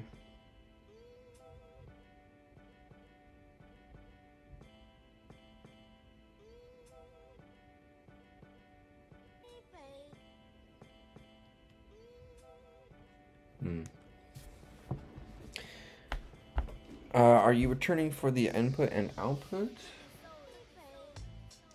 Well, before I was returning this here, right? Which was a tuple of the statements. Are they true together?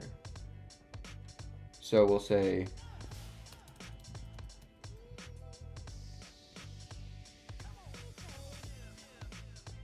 right.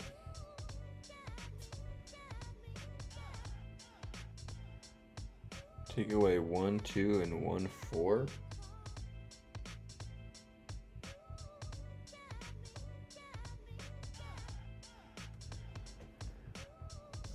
So let's see what it says. So let's say right now I am returning a tuple of the eval of true false on the recursion. If all vowels come out to true, how can I extract this? You're close to the issue that you're returning a tuple with your recursion instead of just returning and.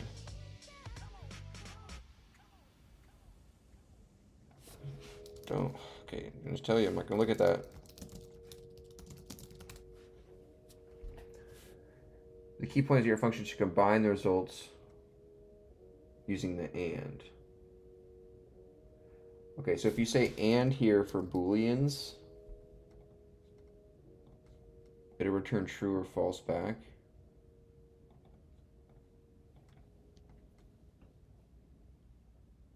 Okay.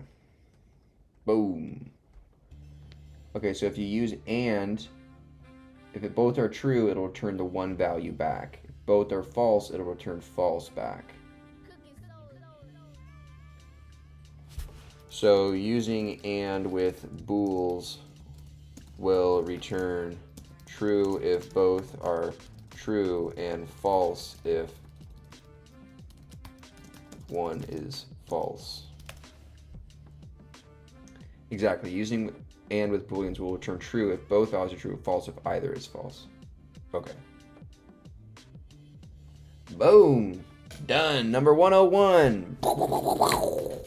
We did have to fish the duck for that one and talk through it with him. But so we got these conditions. I just didn't know where to do this evaluation. So we had to do this helper to separate off initially and then separate again in the recursion of the helper function itself, not here.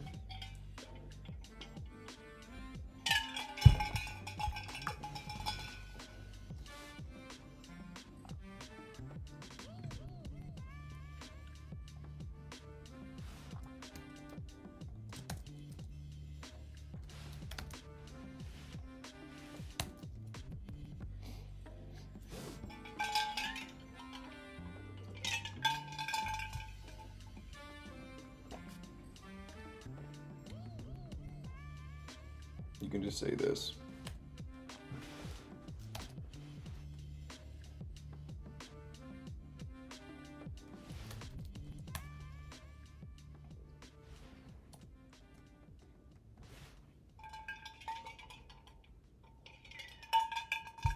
Oh, shoot. Unmatched.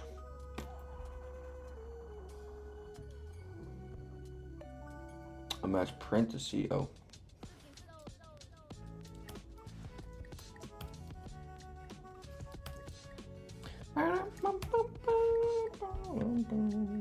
If no one equals or.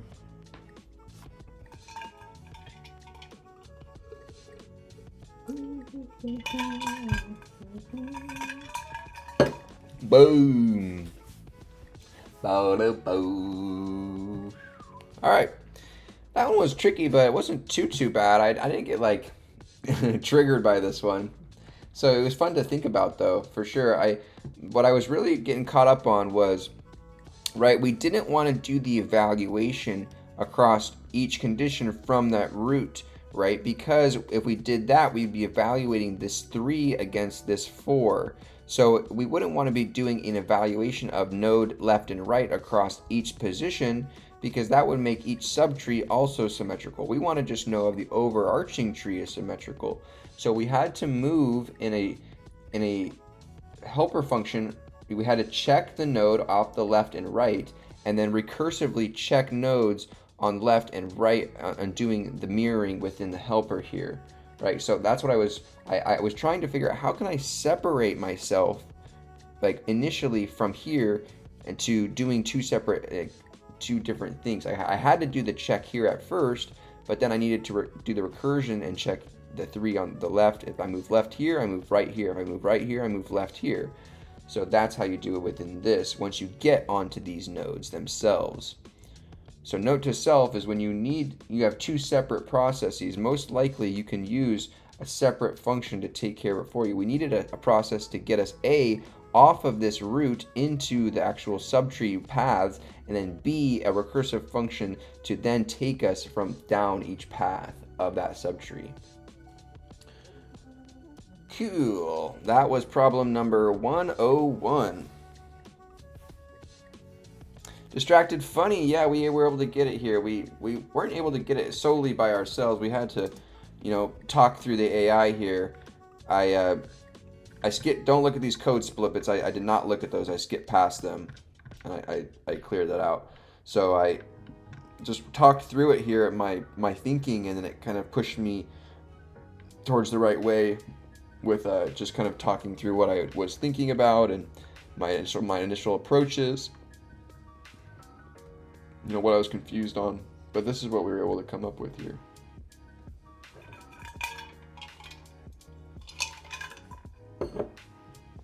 Cool.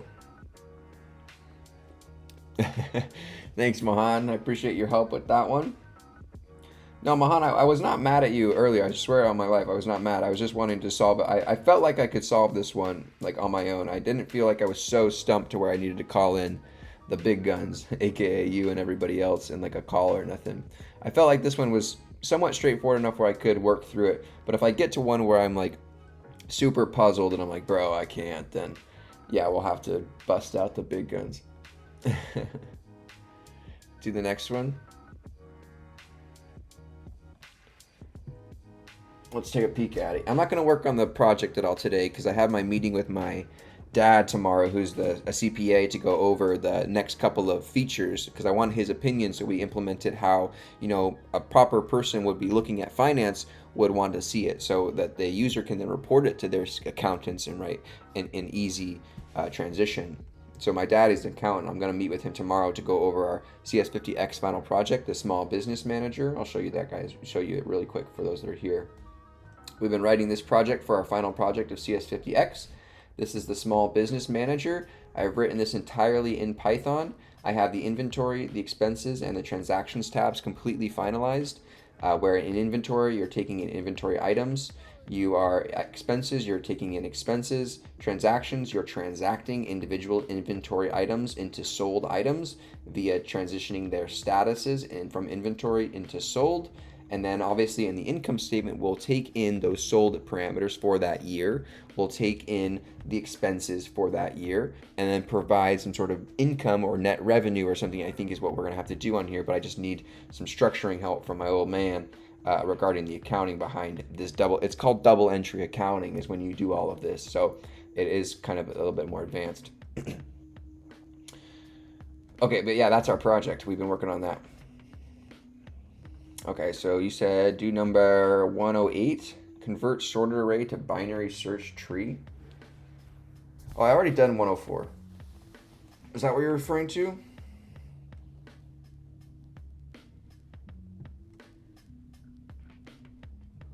Maximum depth, we already completed 104.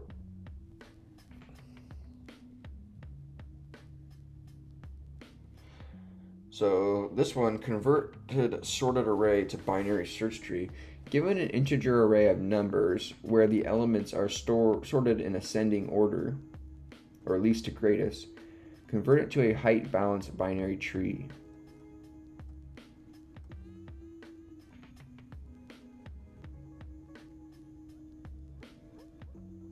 Okay. This is our current tree, our current list. We output 0, -3, 9. Explanation. This is also accepted. Example 2. We're given this array and we swap it to 31.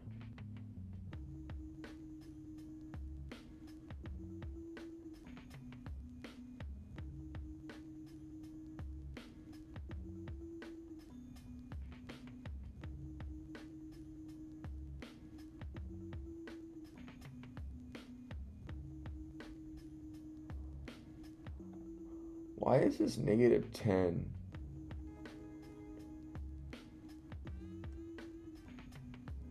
You thought 110 is next?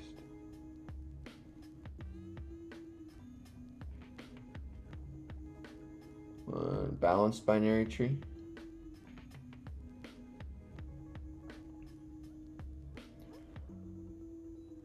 Let's look at 104.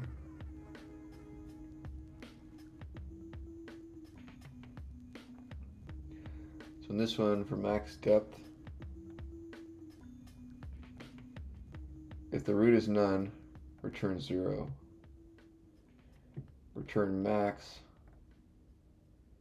of 1 plus root left, max of 1 plus root right.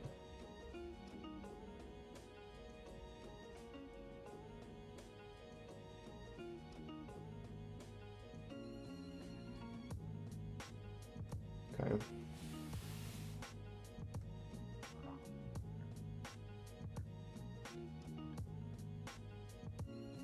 Given a binary term, return if its height is balanced. This is true. This height is false. Why is this height balanced?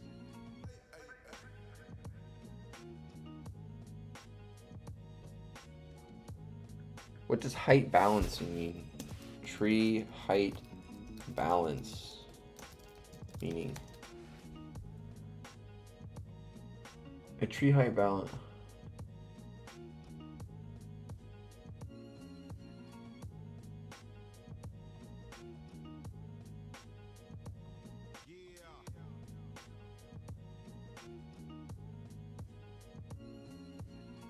Oh, okay.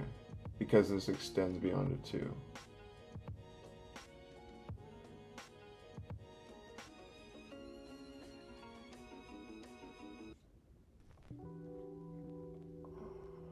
Okay.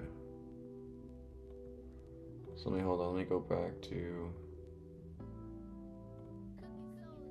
104.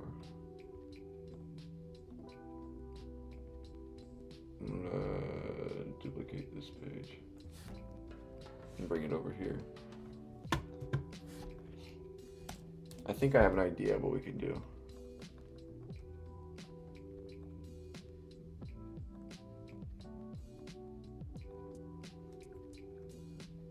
Right, so we just need to check if the current node values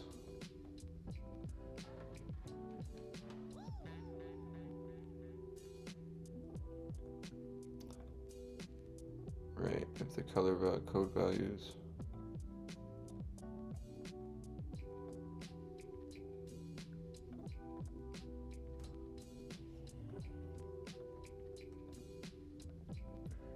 So if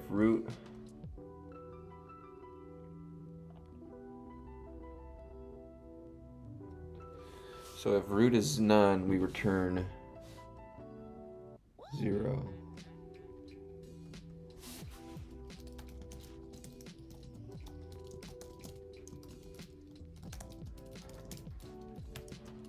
Right. Else we're going to call, we're going to say return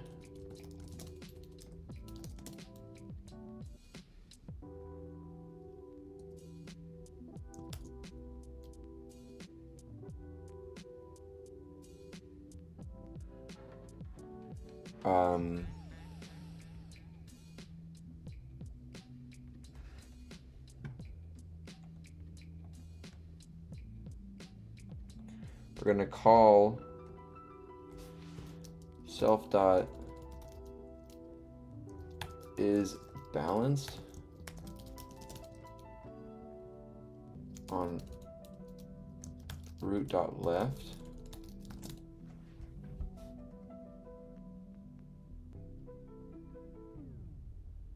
And then return 0.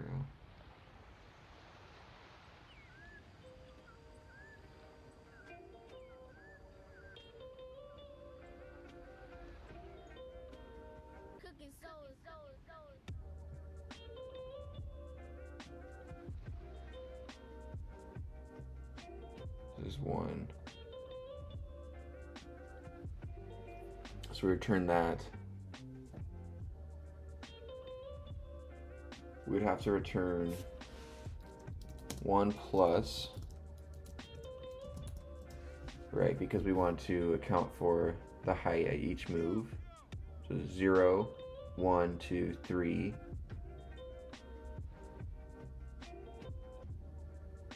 1, 2, that's within 1. 0.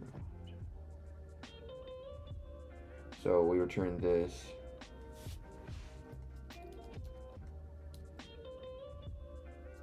So less 1 plus self dot is balanced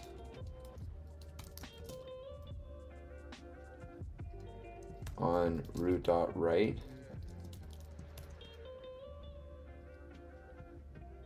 Return true. Return this less.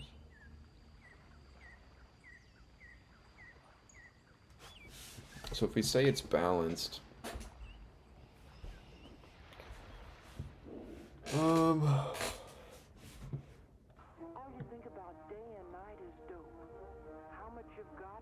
so if this is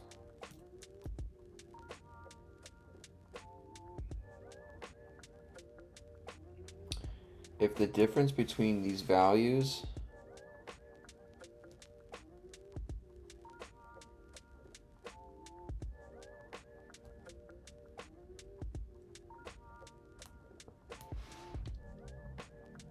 return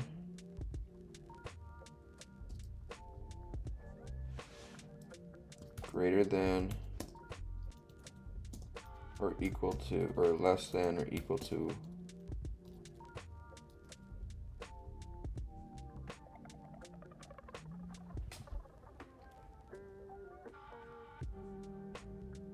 so what do we want to compare then?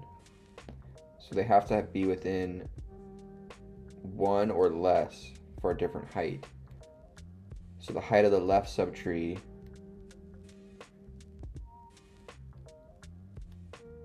height of the right subtree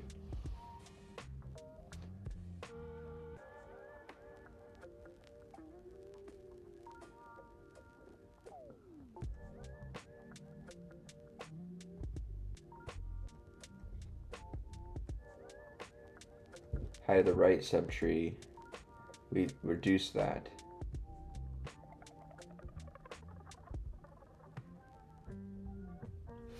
We then say diff is equal to this. Return true if diff is less than or equal to 1, else false.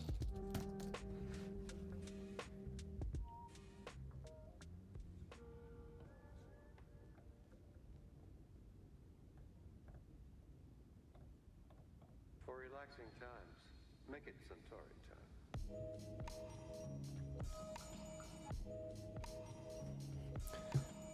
So then we call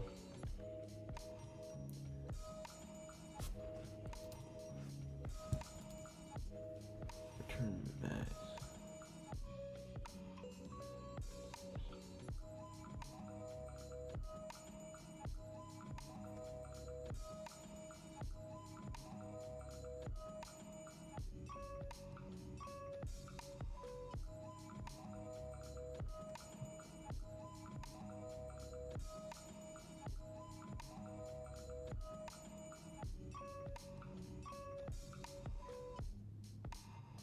No matter what, we're returning true.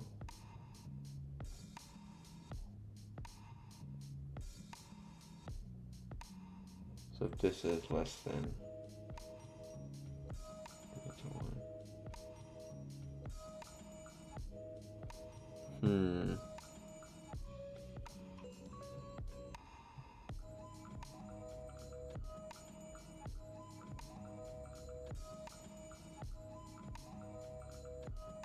I'll use absolute value.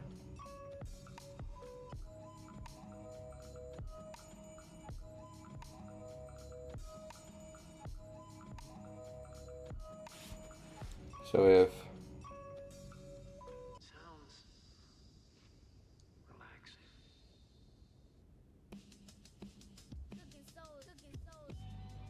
So what does this tell us though? So if return true if the difference between the left and right subtree height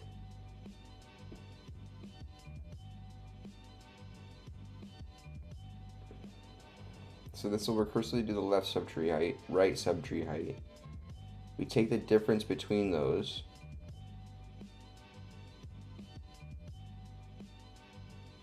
This is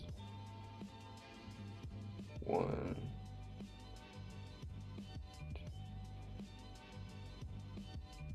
4, 1. This will be 4 minus 1. So if the absolute value of diff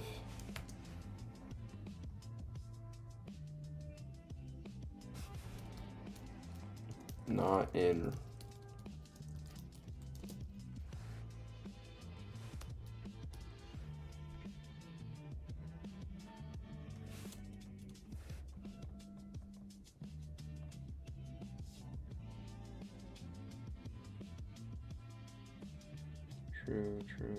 true.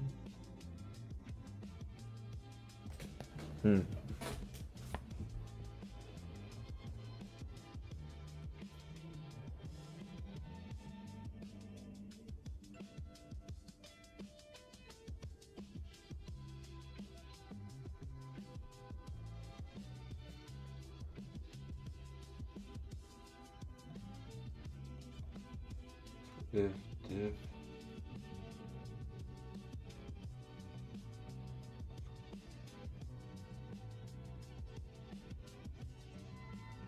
so if the diff is greater than 1,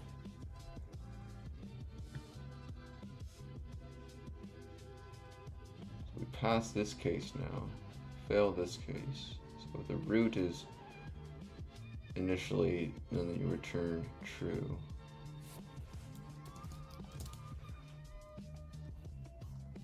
So now we're failing this case.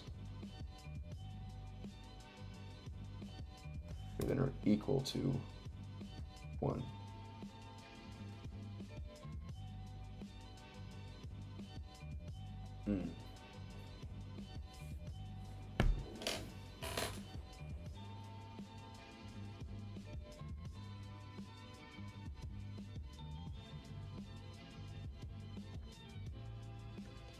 This is return true. That's now returning true or false.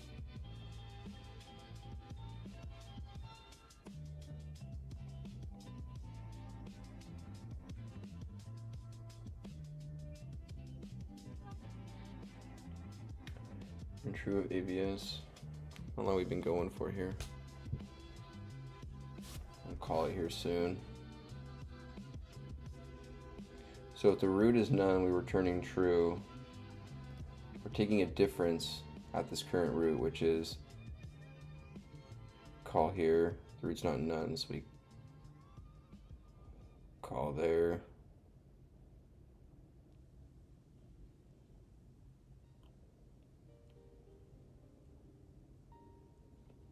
So we're not returning anything.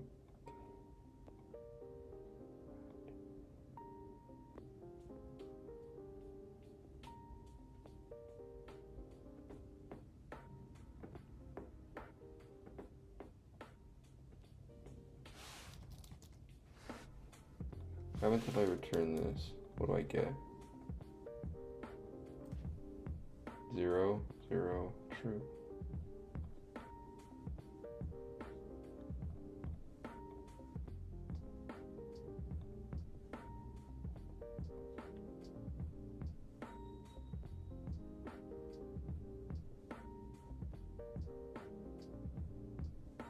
Huh. So the root is none, return true. Return 1 plus self balance.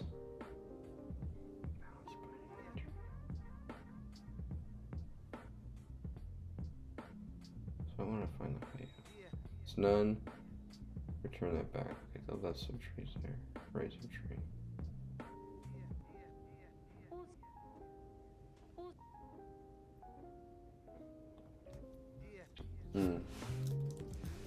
I want to take the max of this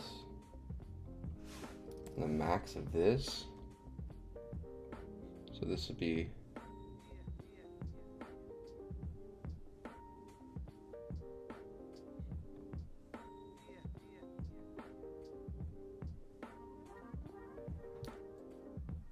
so if we take the max of both, turn 0, in object not iterable.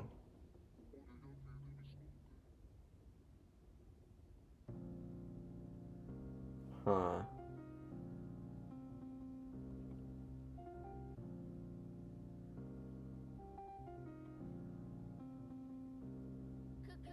Function to calculate height.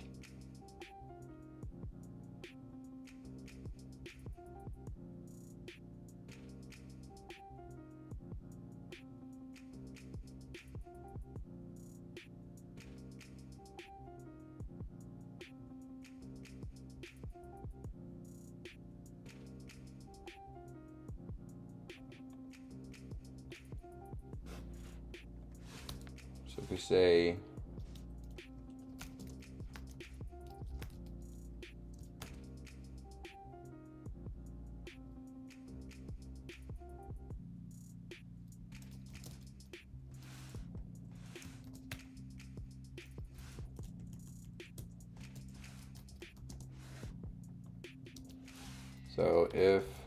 so we'll say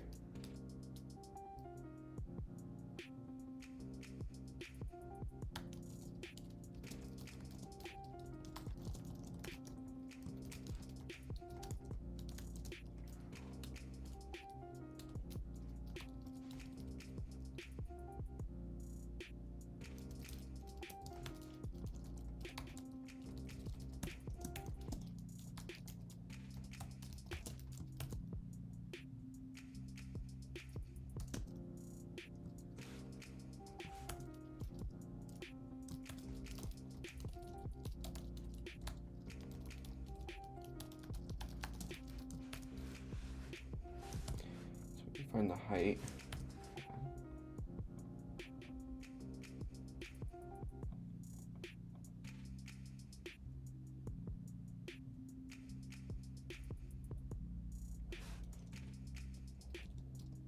Let's see.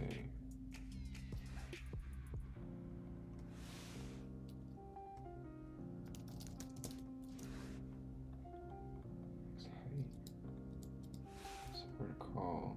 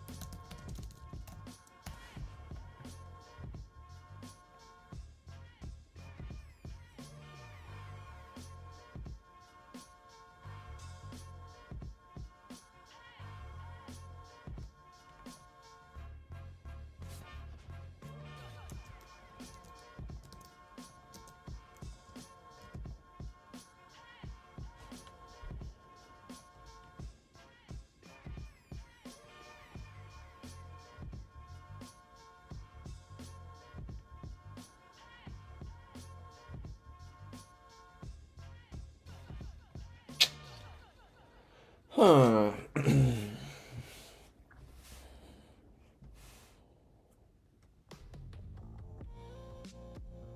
Unsupported types for int and none type.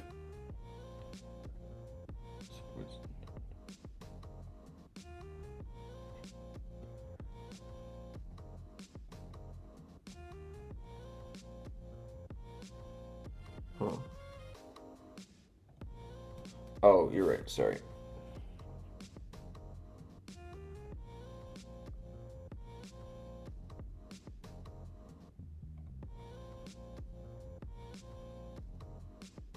Then you call height.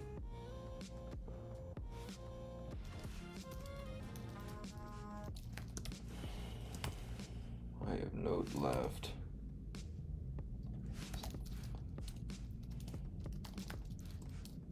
Node right.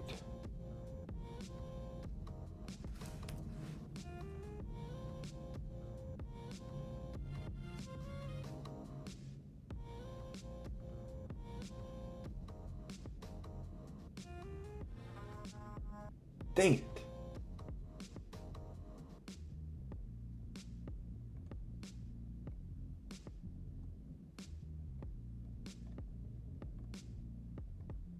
One, two. Good job, Cougar Soul.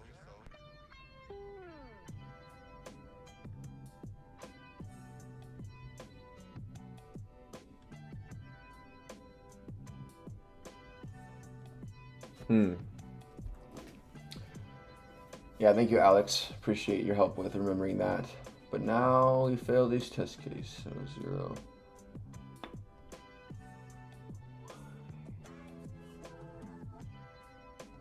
Turn on.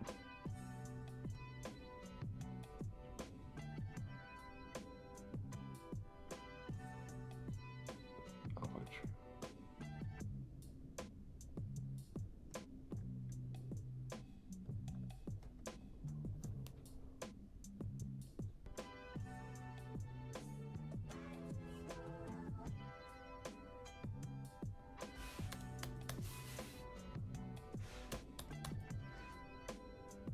So if root does not return true, we take the difference of the absolute value of this difference.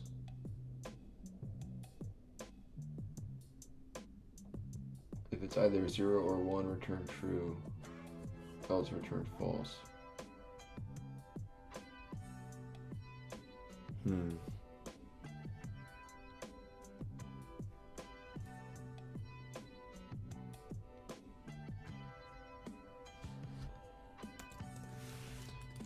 Do you?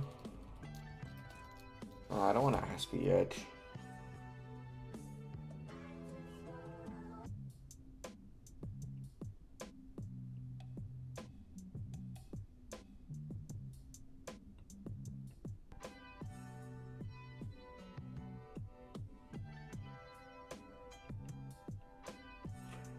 Well, I think all these two children, these are the two children of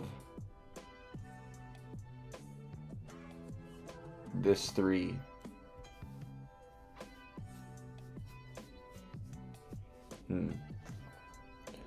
Anybody see what I got wrong here?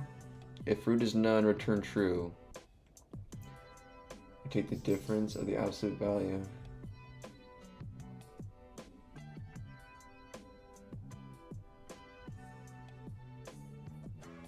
Anyone know what's going on here?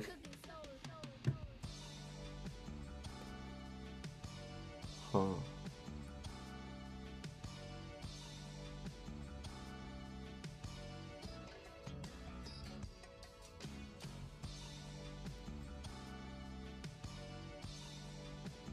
Let's see here. Doing Leet code problem 110.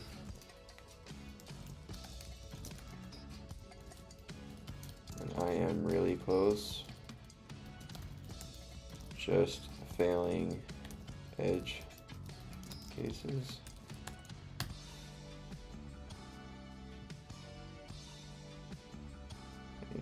Height differences.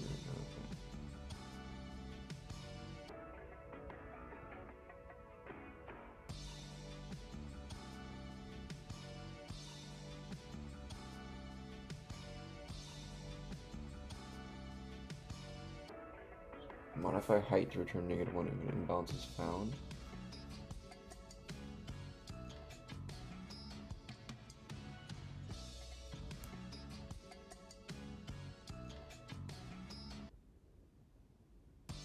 Huh.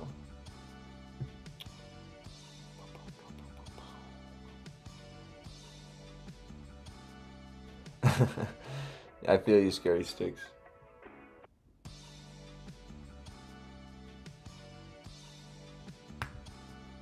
You think it's this?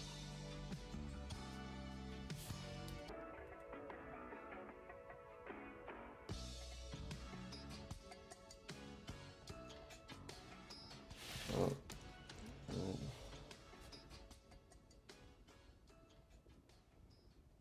Or here, this line.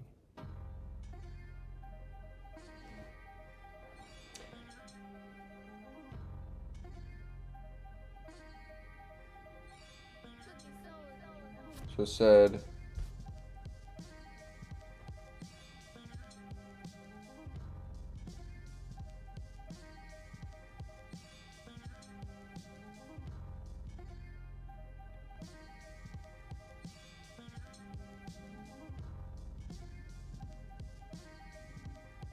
so if you have a, okay, so we'll say balanced.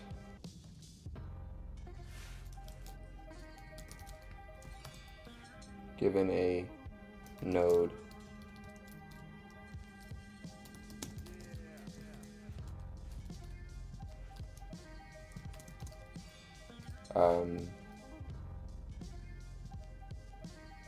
if self dot if node dot left and node dot right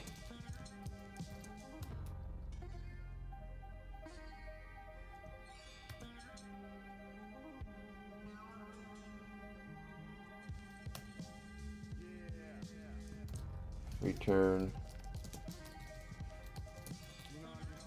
0, else we're going to return -1. So if it has a left and right node, it's balanced, right? At that point in time. But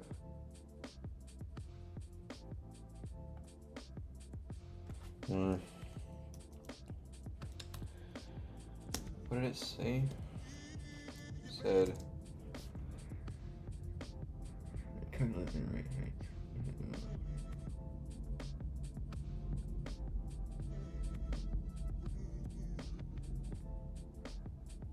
What if I hide him?